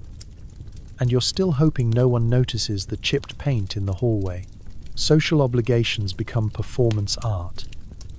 You smile, nod, and pass the lemon squares, knowing everyone else is just as exhausted and caffeinated as you are. And yet, you can't stop. Opting out is not an option. Too many missed meetings, and you risk whispers. Or worse, outright concern. Is everything all right at home? Someone will ask, which is code for, why can't you keep up? So you keep the calendar packed, the Tupperware polished, and your hair as neat as your reputation. At every meeting, every bake sale, every book club, you play your part, fueled by a steady drip of caffeine, adrenaline, and a little pharmaceutical backup. At the end of another busy week, you look back over the calendar, marveling at all you've survived. The appearances are kept, the obligations met, and the illusion of effortless grace maintained for another 7 days. The world sees a woman who does it all. You know better, but you also know that in 1950s suburbia, sometimes just keeping up is the real achievement. You haven't felt tired in days, or maybe you have, but the pills won't let you admit it. Nighttime brings a new challenge. How to sleep when your brain is still doing laps. There's a peculiar irony in 1950s suburbia. Everyone talks about housework, about recipes, about just needing a little more energy. But no one ever mentions sleep. After a day spent running on a cocktail of caffeine, adrenaline, and government-sanctioned speed, the modern housewife faces her final, silent battle, getting any rest at all. The kids are tucked in, the dishes are done, the dog has been walked again, and your husband is already snoring in the next room. It should be peaceful. The house is finally quiet, lit only by the pale blue glow of the street lamp outside and the reassuring hum of the refrigerator. This is your moment, your one slice of solitude. But your body, cheerfully medicated and thoroughly over-caffeinated, has other plans. You slip into bed, fluffing the pillows, smoothing the sheets, arranging everything just so, as if sleep can be coaxed by symmetry. The clock reads 11:07. You tell yourself, early to bed, early to rise, but your heart is tapping out Morse code, and your thoughts are racing through tomorrow's list. Did you remember to thaw the chicken? Is it your week for the carpool? Where did you put the library book? Why is the dog still making that noise? Every minor anxiety is suddenly magnified, projected onto the ceiling like a drive-in movie for one. You close your eyes. The world refuses to cooperate. Your mind, now running on a second wind that feels suspiciously pharmaceutical, replays the day in high-speed montage.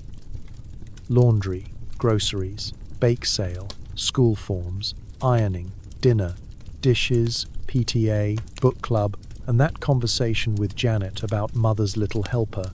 You count sheep, then to-do lists. Then the number of nights you've spent like this, wound up, eyes wide, desperate for rest. Around midnight, you try every trick you know. Warm milk makes you queasy. A lavender sachet causes sneezing. Reading a magazine just makes you anxious about your wallpaper. Your husband rolls over, oblivious, and you wonder, how does he just shut off like that? Men are like desk lamps. Flip the switch, and out goes the light. Women, on the other hand, are more like malfunctioning Christmas trees, always flickering, never quite off. By 1:00 a.m., you start negotiating with yourself. Maybe you could just get up and fold some laundry, polish the silver, write a thank you note. But you know how this goes. Give in once, and suddenly you're vacuuming at 2 in the morning, and the neighbors are asking questions. Eventually, sometime after 2:00 a.m., your body gives up before your brain. You drift off, not into peaceful, restorative slumber, but into a series of restless naps, punctuated by dreams of missed appointments and runaway casseroles, when the alarm blares at 6:00 a.m., you rise with the practiced skill of someone who has forgotten what well-rested even feels like. The next day you'll smile and say, "Oh, I never sleep well, just too much to do." No one blinks. Every woman in the neighborhood knows exactly what you mean. In 1950s suburbia, the sleep problem is the secret nobody talks about. Hidden under perfectly made beds, camouflaged by lipstick and good manners, quietly swept away with yesterday's crumbs. But you'll get through it. You always do. After all, there's coffee, and another little helper, and another full, exhausting, wide-awake day just waiting for you to begin. Sometimes, the pills stop working. Tears in the pantry, hysterics at the dinner table. Everyone's nervous, but nobody's allowed to be unhappy. Enter the next prescription. In the world of 1950s suburbia, emotions are managed as carefully as the weekly laundry. You are expected to be upbeat, organized, and unfailingly cheerful. Any crack in the veneer, an unwashed dish, an offhanded sigh, a single misplaced curl, is treated as a sign that something is terribly wrong. But feelings, like dust, have a way of collecting in the corners. And eventually, no amount of energy pills can keep them contained. It begins quietly. Maybe you cry in the pantry after burning dinner for the second night in a row. Maybe you lose your temper over spilled milk and then apologize so many times your child offers you a tissue. Or maybe you just stop caring for a few hours, letting the laundry pile up, letting the phone go unanswered, sitting at the kitchen table and staring at a half-finished grocery list. The dread creeps in, disguised as exhaustion. You tell yourself you're just tired, even though tired doesn't explain the ache in your chest or the feeling that you're being buried alive under your own to-do list. The husband, meanwhile, is sympathetic but baffled. "You just need to relax, honey," he says, handing you a glass of water and a look of gentle concern. He means well, but he doesn't quite understand. His world is measured in meetings, commutes, and the clink of ice in an evening drink. He expects you to manage the house, the children, the calendar, and, if there's time, yourself. Your struggles are dismissed with advice. Get some, rest. Take it easy. Have a nice bath. But rest is elusive, and a bath just means sitting in silence with your worries. Eventually, the day comes when the routine shatters. Maybe you have a meltdown, crying at the dinner table over peas, or yelling at the dog for barking at the mailman. The tears come, unstoppable and embarrassing. The children stare. Your husband looks helpless. The air is thick with shame and confusion.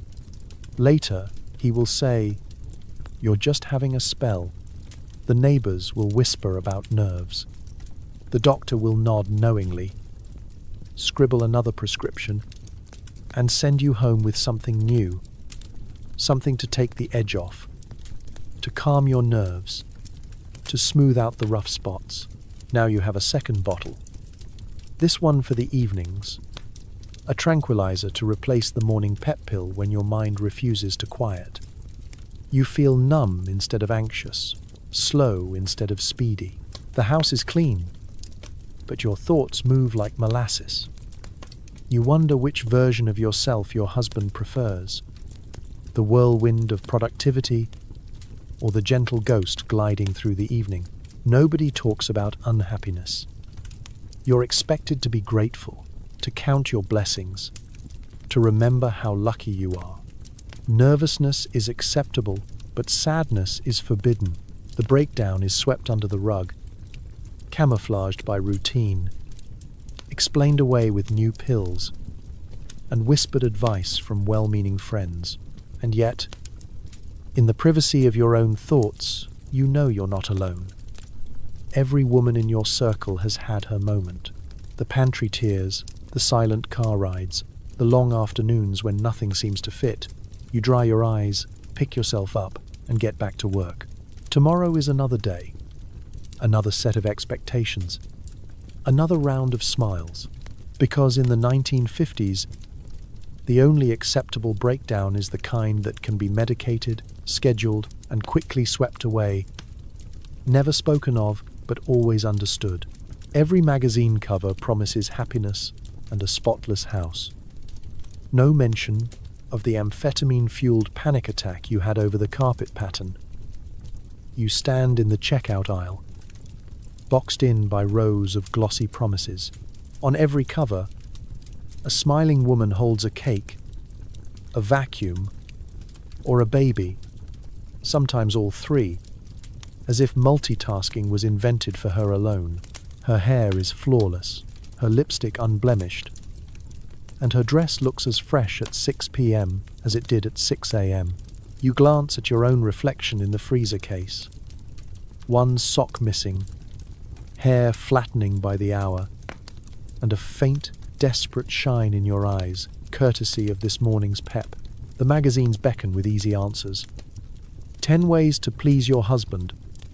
How to host the perfect luncheon. Secrets to sparkling floors and sparkling eyes. You flip through the pages, half dreading, half hoping for a new solution.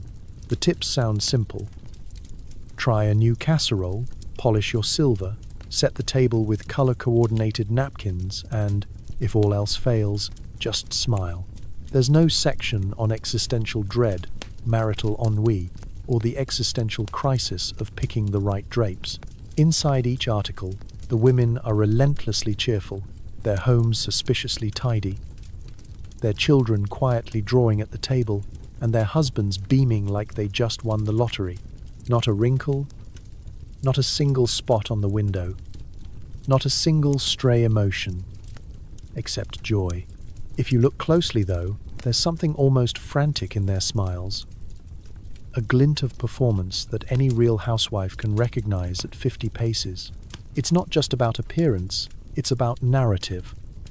The magazine fantasy is a story that everything is always under control, that difficult emotions can be managed with a new hairdo or a clever recipe for aspic.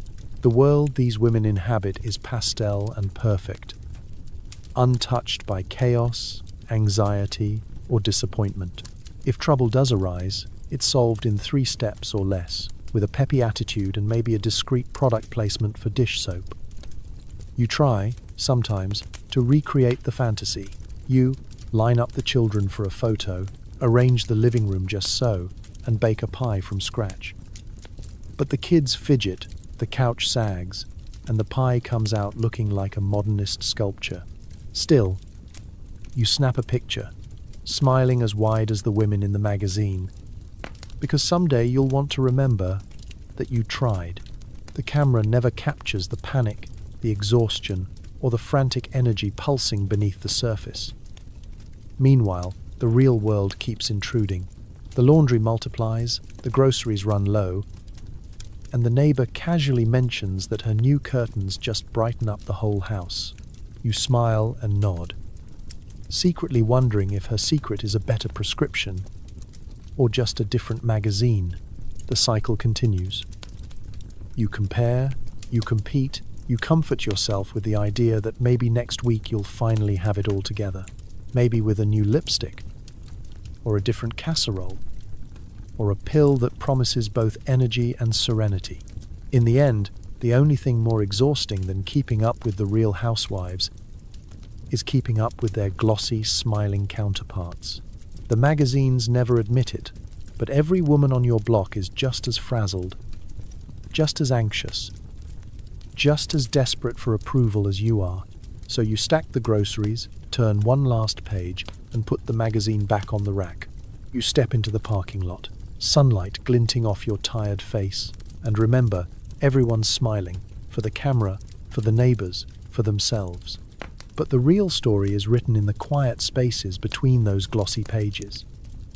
Kids notice everything, especially when mom is alphabetizing the spice rack at midnight and calling it just a hobby. For the 1950s child, life is mostly simple: school, play, peanut butter sandwiches.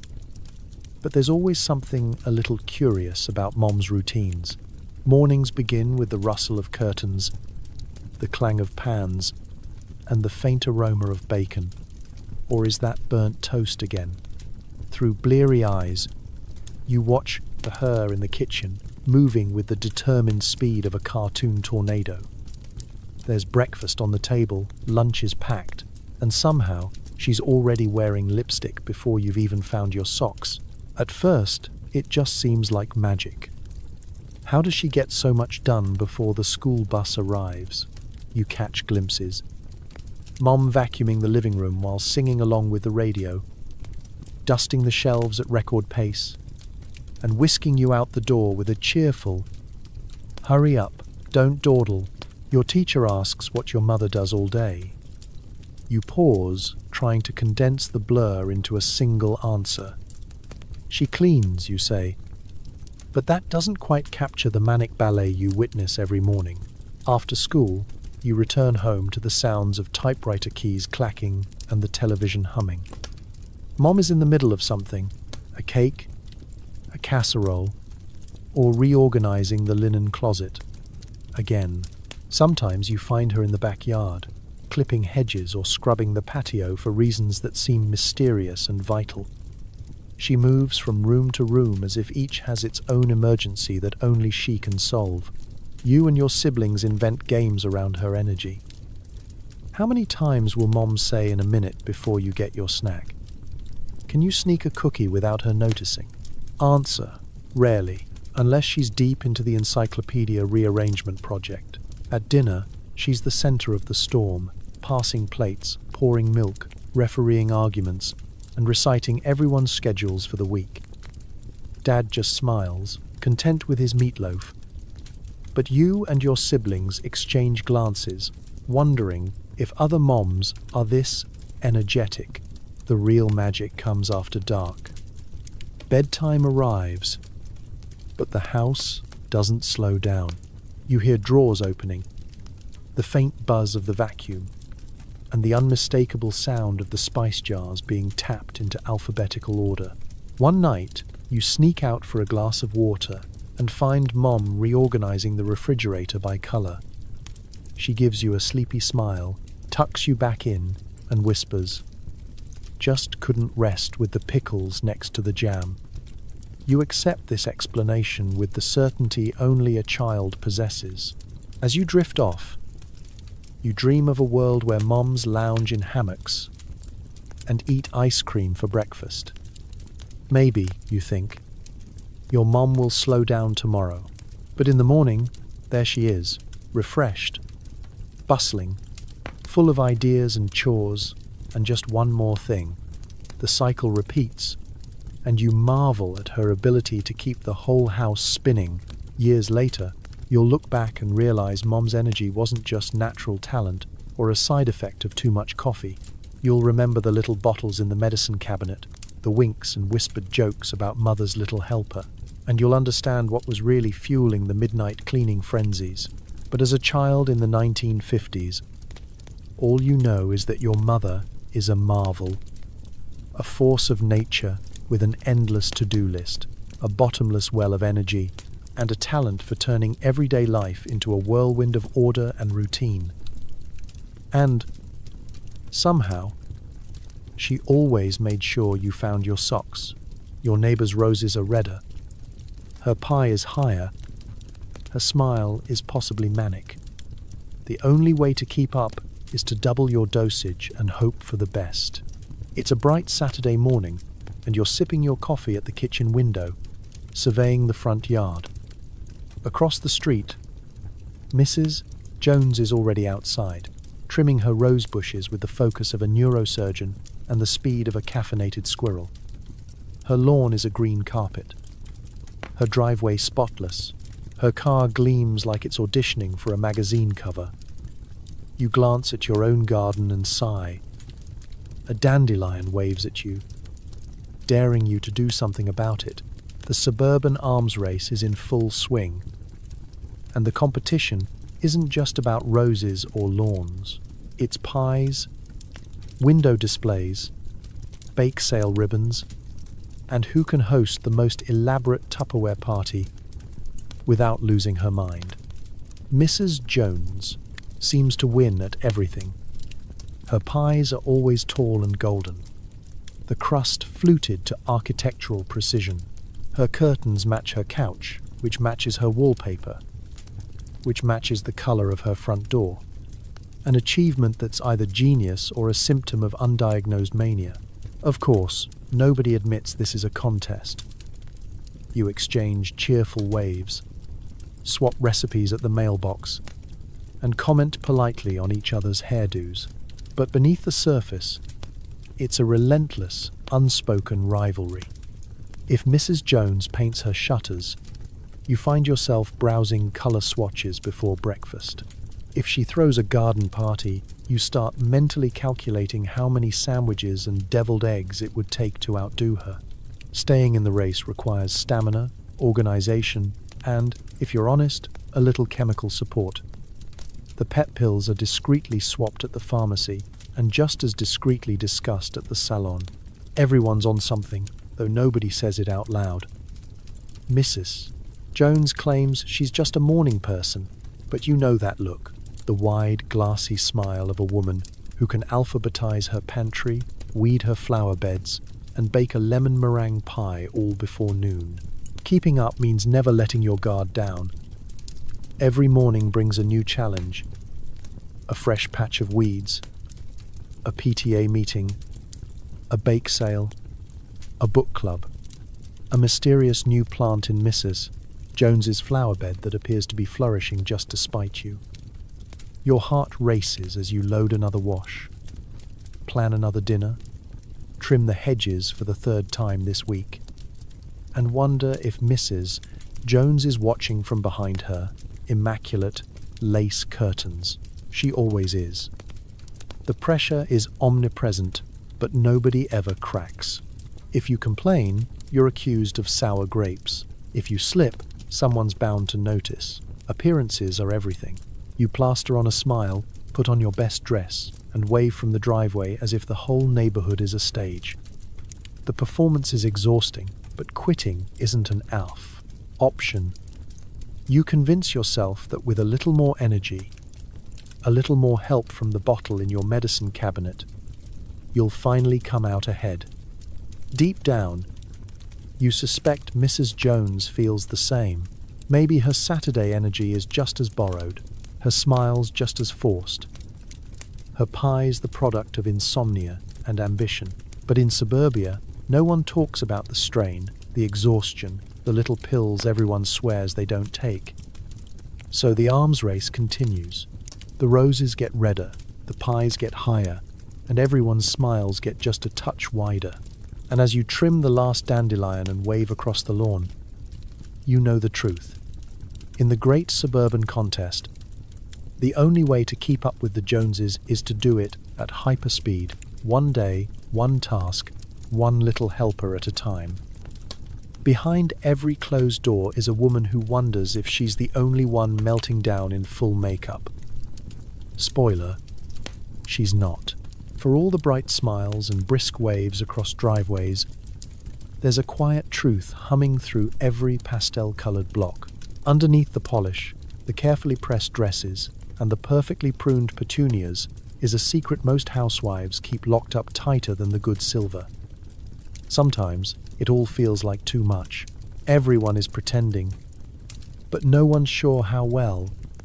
You sense it in the awkward silences between neighbors, the too hearty laughs at the PTA, the way Mrs. Robinson's voice trembles when she talks about her busy week. It's there when you see Ruth's lipstick slightly smudged, or notice Carol's eyes a little too bright during book club. Everyone shares recipes and hair tips, but nobody ever swaps stories about the panic in the pantry or the tears shed over a scorched casserole. You keep your shame private, sure that if you admitted it, the mask would fall and the whole show would collapse.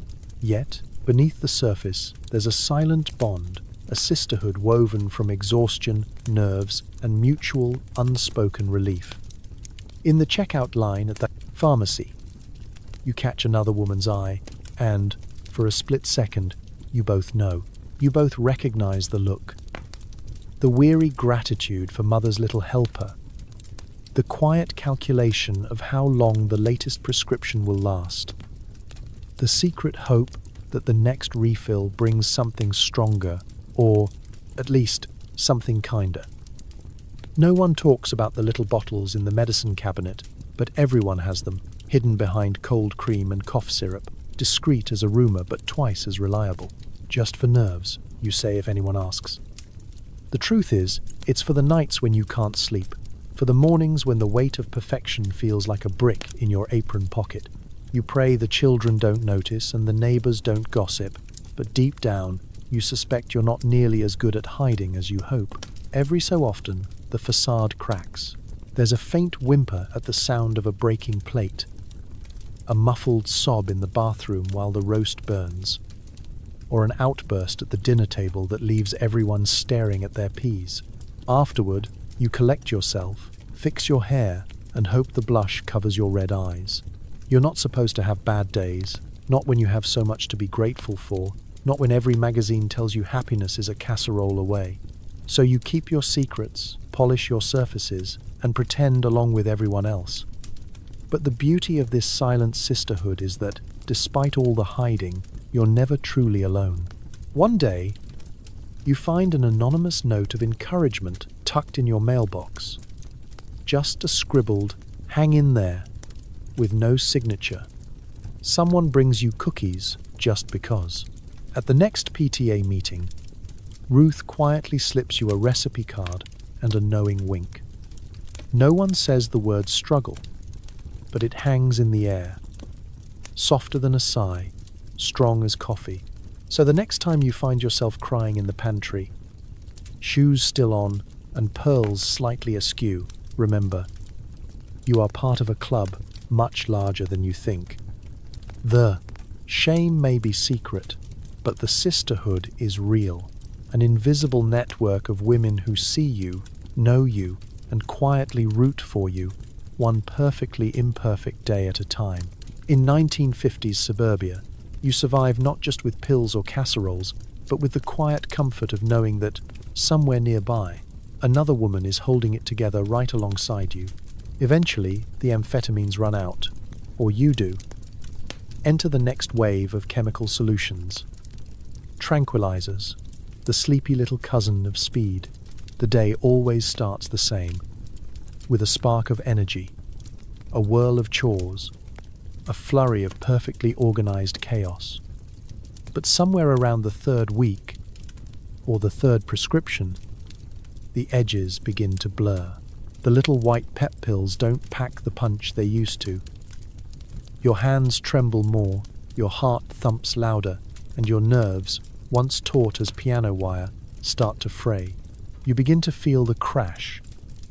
Headaches, irritability, the creeping dread that there's nothing in the medicine cabinet left to help you sweep up the invisible mess. Doctors notice too. At first, they offer reassurance. Everyone feels overwhelmed sometimes. Then comes a different prescription. Pastel, colored, calming, promising peace instead of pep. Enter tranquilizers. The advertisements call them a vacation in a bottle. The doctor calls them progress. You just call them a relief. The transition is slow, almost stealthy.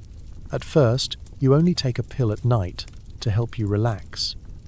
Soon, you're reaching for it at lunch, then again in the late afternoon, whenever the world feels a little too sharp around the edges.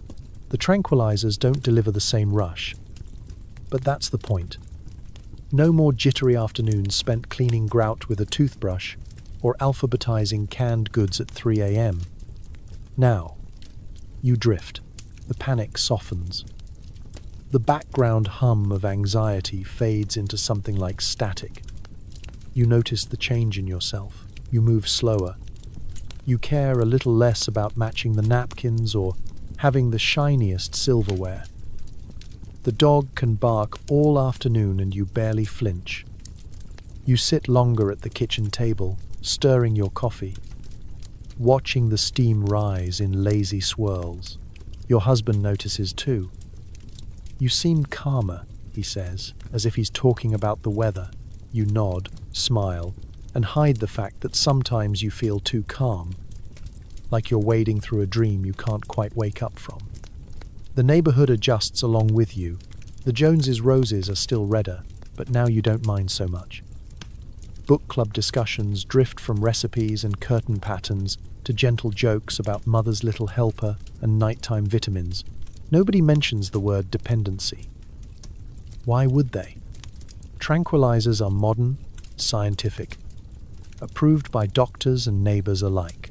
They're not an admission of defeat, just another tool in the ever-expanding arsenal of suburban survival. But there are moments when the emptiness sneaks in. The laughter at the PTA feels hollow.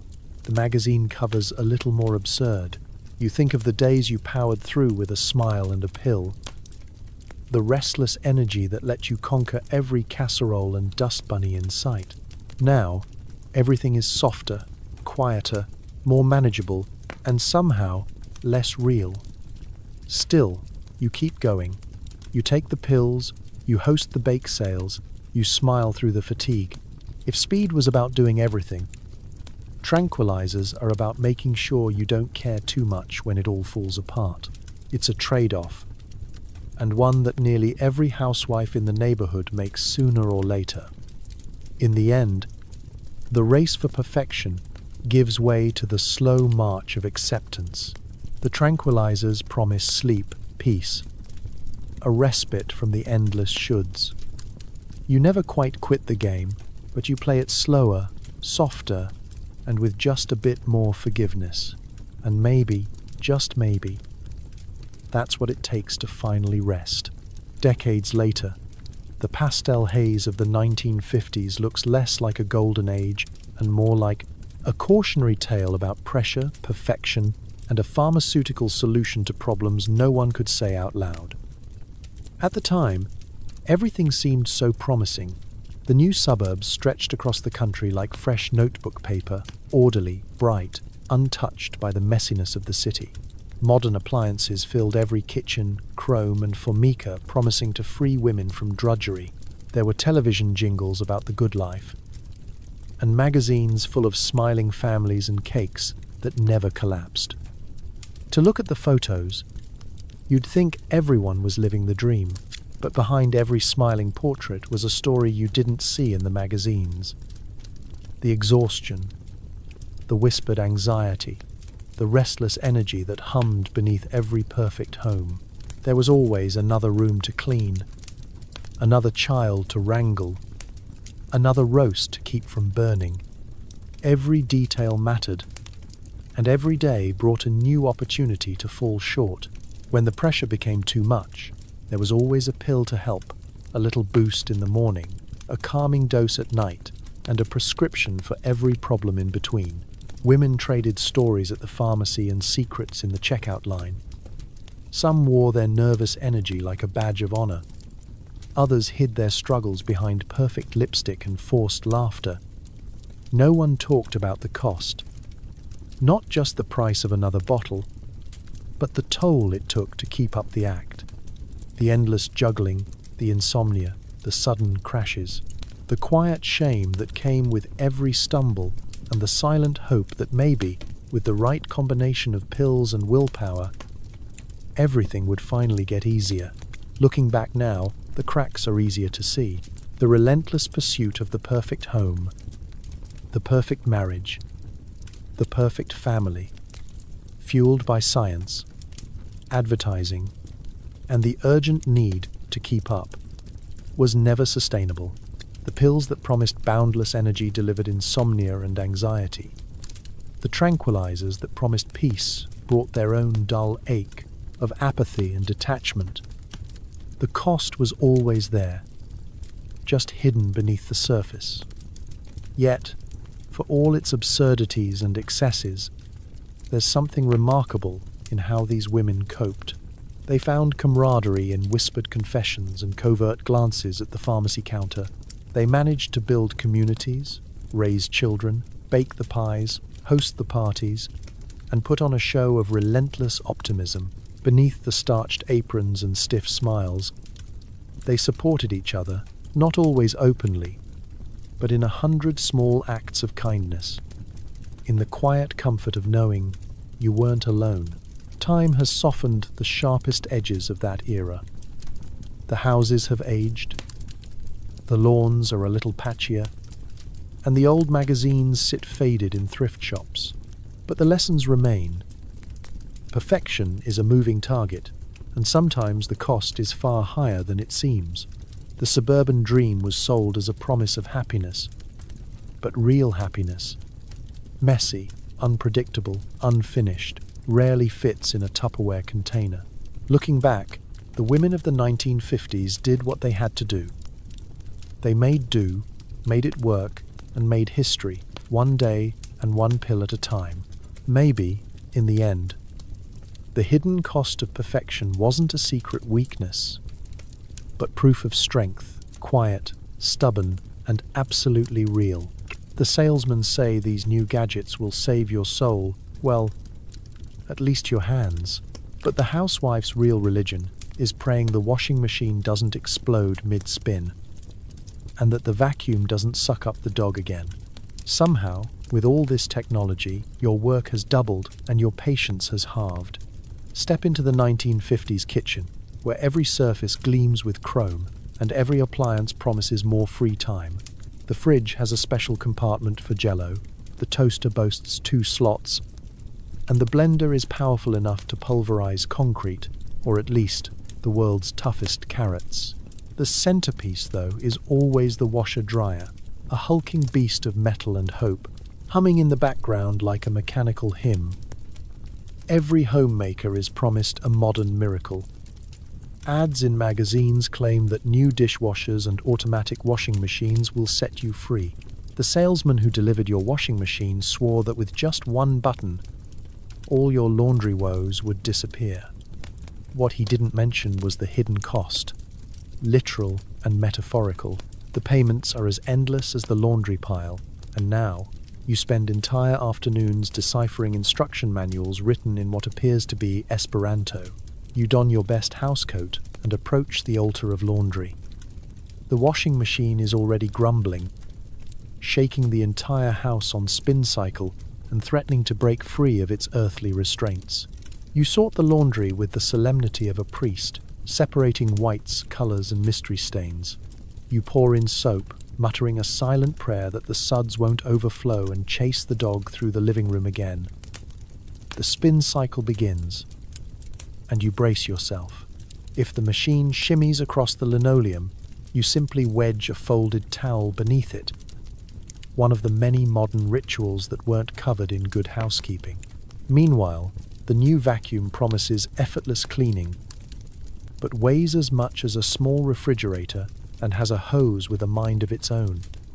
You recall the time it inhaled your best apron and nearly took out the cat, but you press on, determined to worship at the altar of progress. The dishwasher is next, rumbling and sloshing, threatening to leak unless you stack the plates just so. Each new device arrives with hope and leaves you with another step in your daily liturgy. Of course, there's a catch. The more gadgets you have, the more work you seem to create. Suddenly, it's not enough to have clean clothes. They must be spotless, scented, and ironed within an inch of their lives. The floors are never clean enough, the dishes never quite gleam, and the neighbors are all comparing their latest appliances like trophies. Mrs. Jones just got a stand mixer. You pretend not to care, but you eye the catalogue anyway. Despite the promise of freedom, you sometimes long for a good old-fashioned scrub board and a reason to escape to the backyard for a few quiet minutes. At least then, nobody expected you to vacuum the curtains. Still, you find moments of gratitude when the dryer doesn't catch fire, when the icebox actually makes ice, when the blender turns fruit into a passable milkshake, and not a kitchen explosion. At the end of the day, the appliances hum and clatter, a mechanical choir singing the praises of modern life. You wipe your brow, pour yourself a glass of instant lemonade, and consider lighting a candle in thanks, or at least unplugging the toaster just in case. In the church of modern appliances, salvation is just another rinse cycle away. School sends home a note. Your child needs to build a model volcano by Monday. Luckily, you have access to more household chemicals than most modern labs, plus enough nervous energy to power a small city. If you've ever made papier-mâché while seeing sound, congratulations, you're living the dream. The letter appears on Friday afternoon, crumpled in the bottom of a backpack. Dear parents, please help your child with their science project. Translation: you will be building the project while your child offers suggestions and occasionally glues their fingers together. This is not your first rodeo. Last year, you engineered a solar system from styrofoam balls and enough glitter to blind the cat for a week. This year, the volcano. You read the instructions and assemble your arsenal. Baking soda, vinegar, food coloring, newspaper, flour paste, and the one essential ingredient, relentless, chemically enhanced enthusiasm. You barely blink before the kitchen is transformed into a laboratory of mayhem. Flour dust clouds the air, newspaper strips litter the counters, and every mixing bowl you own is commandeered in the name of science. Junior's job is to hold things steady, which he accomplishes by knocking over the baking soda at least twice. With steady hands and a pulse you can almost hear, you mold the papier-mâché volcano, smoothing lumps, patching craters, and trying not to scream when the dog tries to eat the project. Your mind races faster than the egg beater, running through every possible disaster. Will it stand up? Will it erupt? Will you ever get the glue out of the curtains? The kitchen timer ticks, and you realize you're already overdue for your next little helper.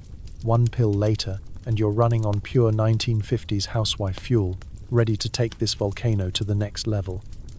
Junior contributes creative direction. Can it shoot real fire? What if we add glitter? Can we make it smell like dinosaurs?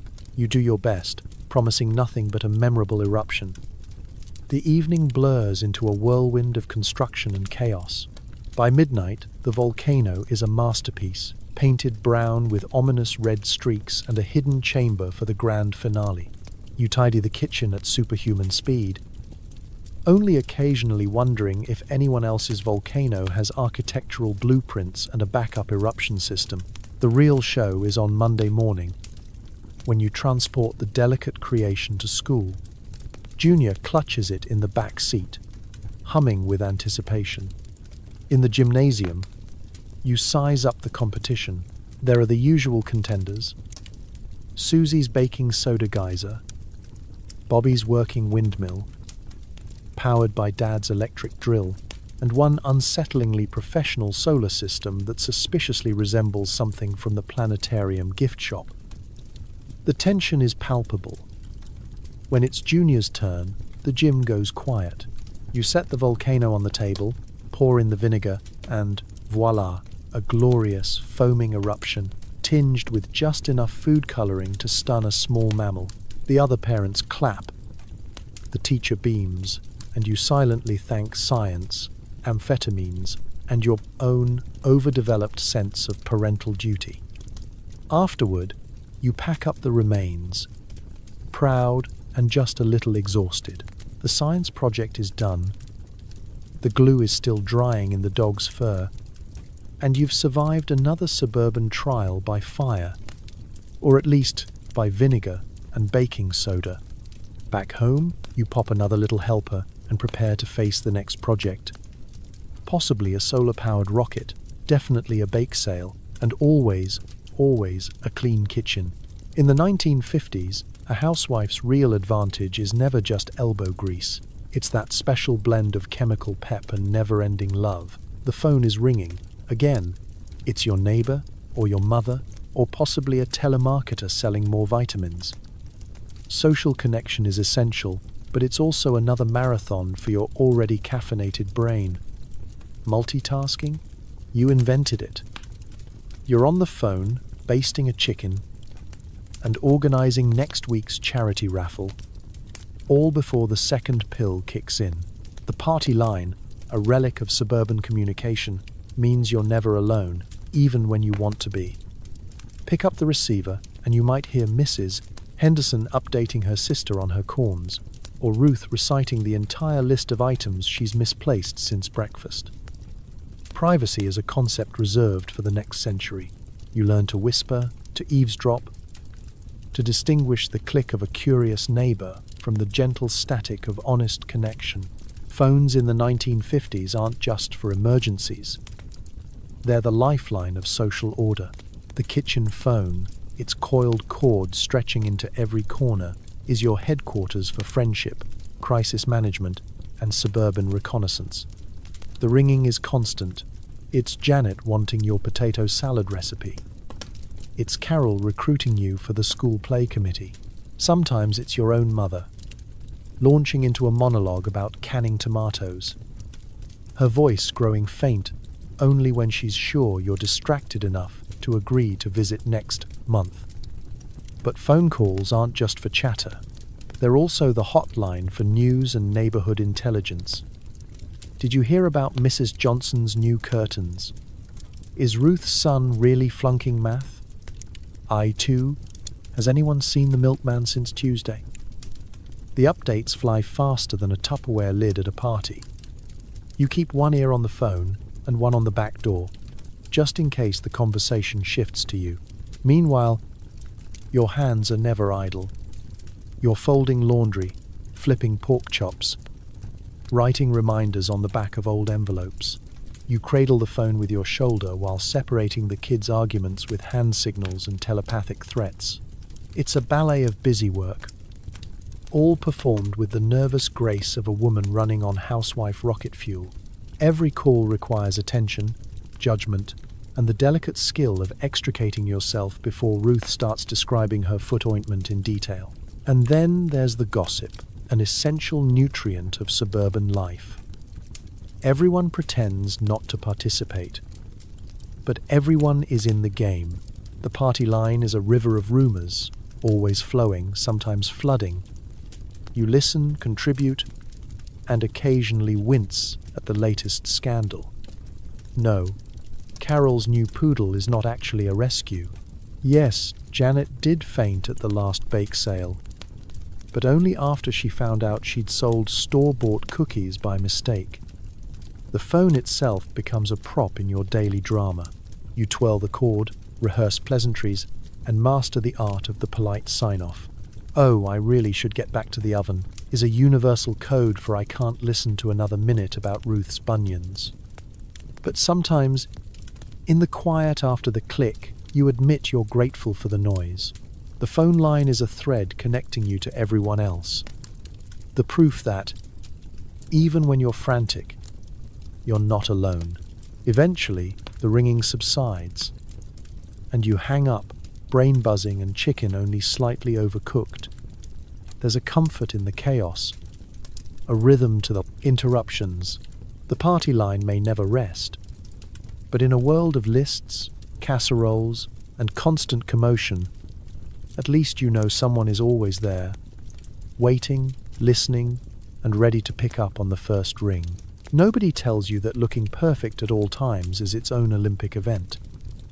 Stockings run, petticoats itch, and someone somewhere is judging your lipstick shade. Underneath the elegance, there's a deep existential question. How do you accessorize chronic exhaustion?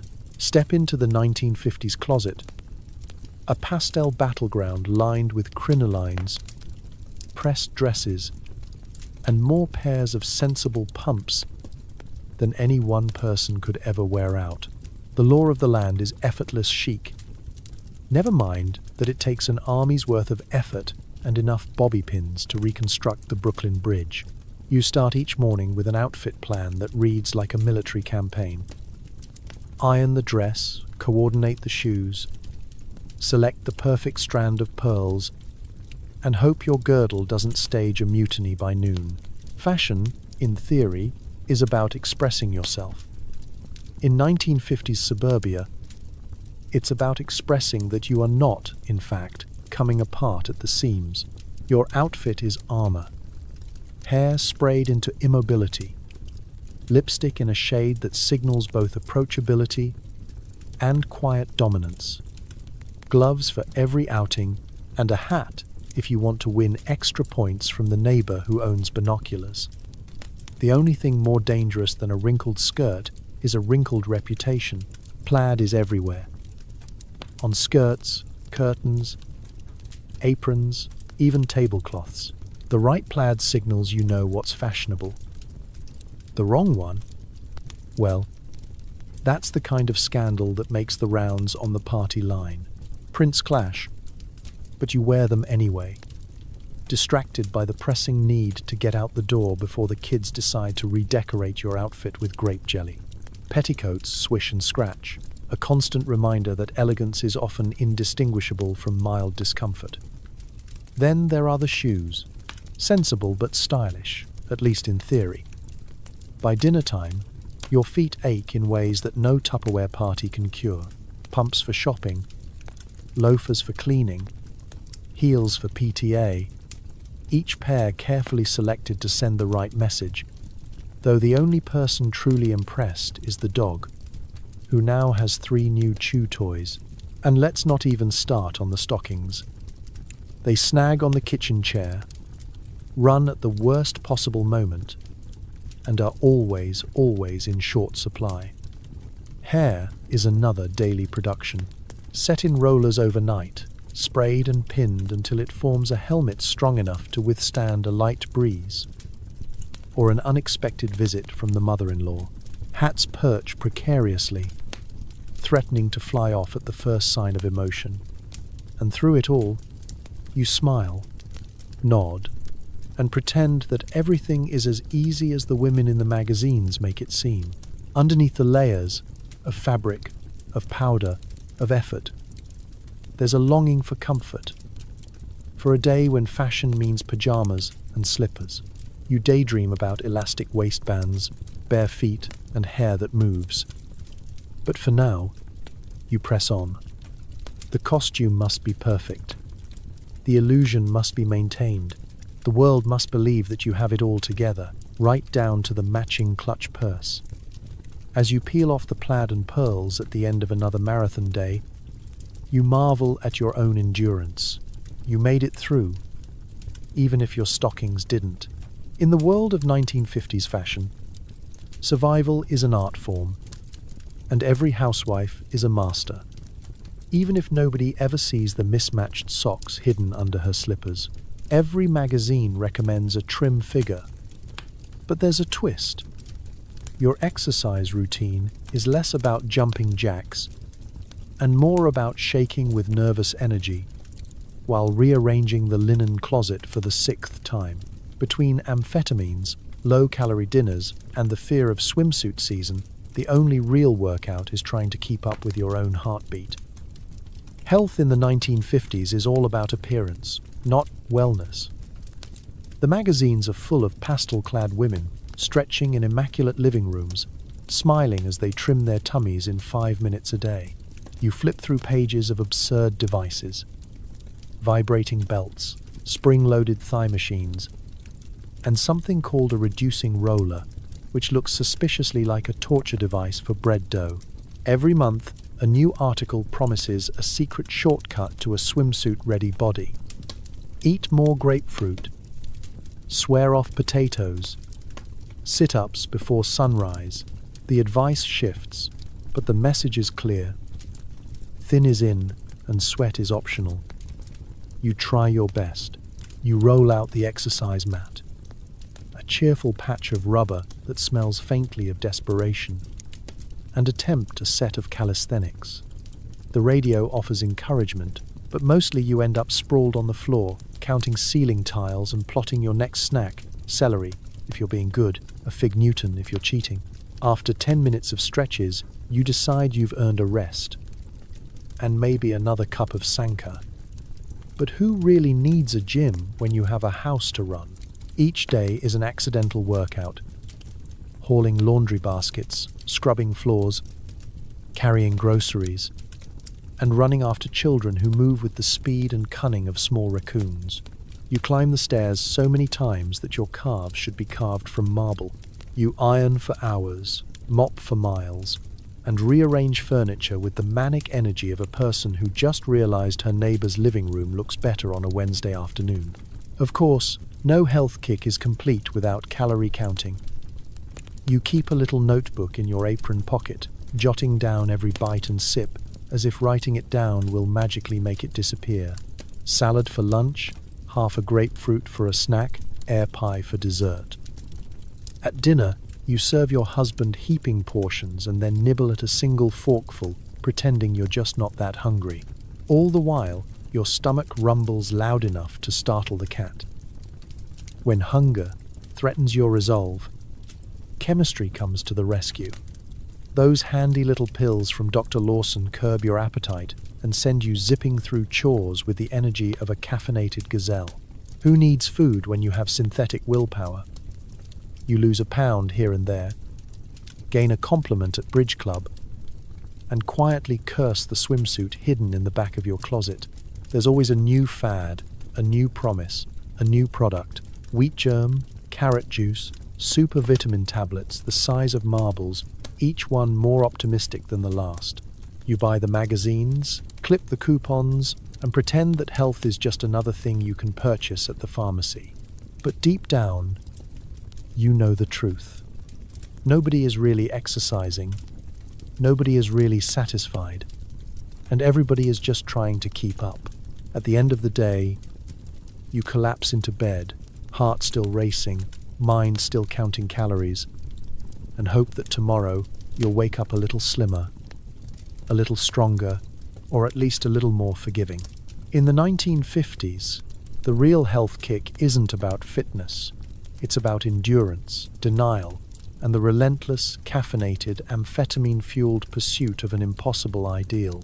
And so, as another day winds down in the spotless, pastel-lit trenches of 1950s suburbia, you find yourself at the edge of your meticulously tucked-in twin bed, hair still set, eyes wide open, and mind-running marathons that would make an Olympic coach cry. You've cooked, cleaned, ironed, hosted, driven, smiled, and organized enough for 3 lifetimes, and all with a secret chemical boost that nobody wanted to talk about, even while everybody was doing it. Let's take a quiet moment to honor the wild, caffeine-fueled resilience of those mid-century housewives. They survived more than just burnt casseroles and nosy neighbors. They survived the impossible expectations of an era that asked them to be perfect, energetic, calm, and beautiful, all before 5 p.m. every single day.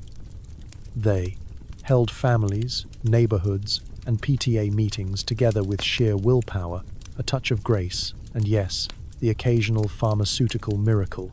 Tonight, as you settle into your real bed, a bed with memory foam, air conditioning, and the glorious freedom to say no to casserole and multitasking, maybe whisper a quiet thank you.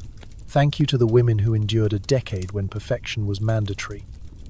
Exhaustion was forbidden, and the only thing keeping everyone upright was a little white pill and a lot of stubbornness. Because history isn't just a parade of facts and timelines. It's the sum of millions of quietly heroic, often ridiculous days. It's a reminder that while we may have our own struggles now, at least we don't have to vacuum in pearls or outrun existential dread with nothing but a casserole and some amphetamines. So close your eyes, take a slow breath, and let yourself drift. The past may have been absurd, but you made it through another day. And tomorrow, mercifully, there's no Jell-O salad waiting for you at dawn.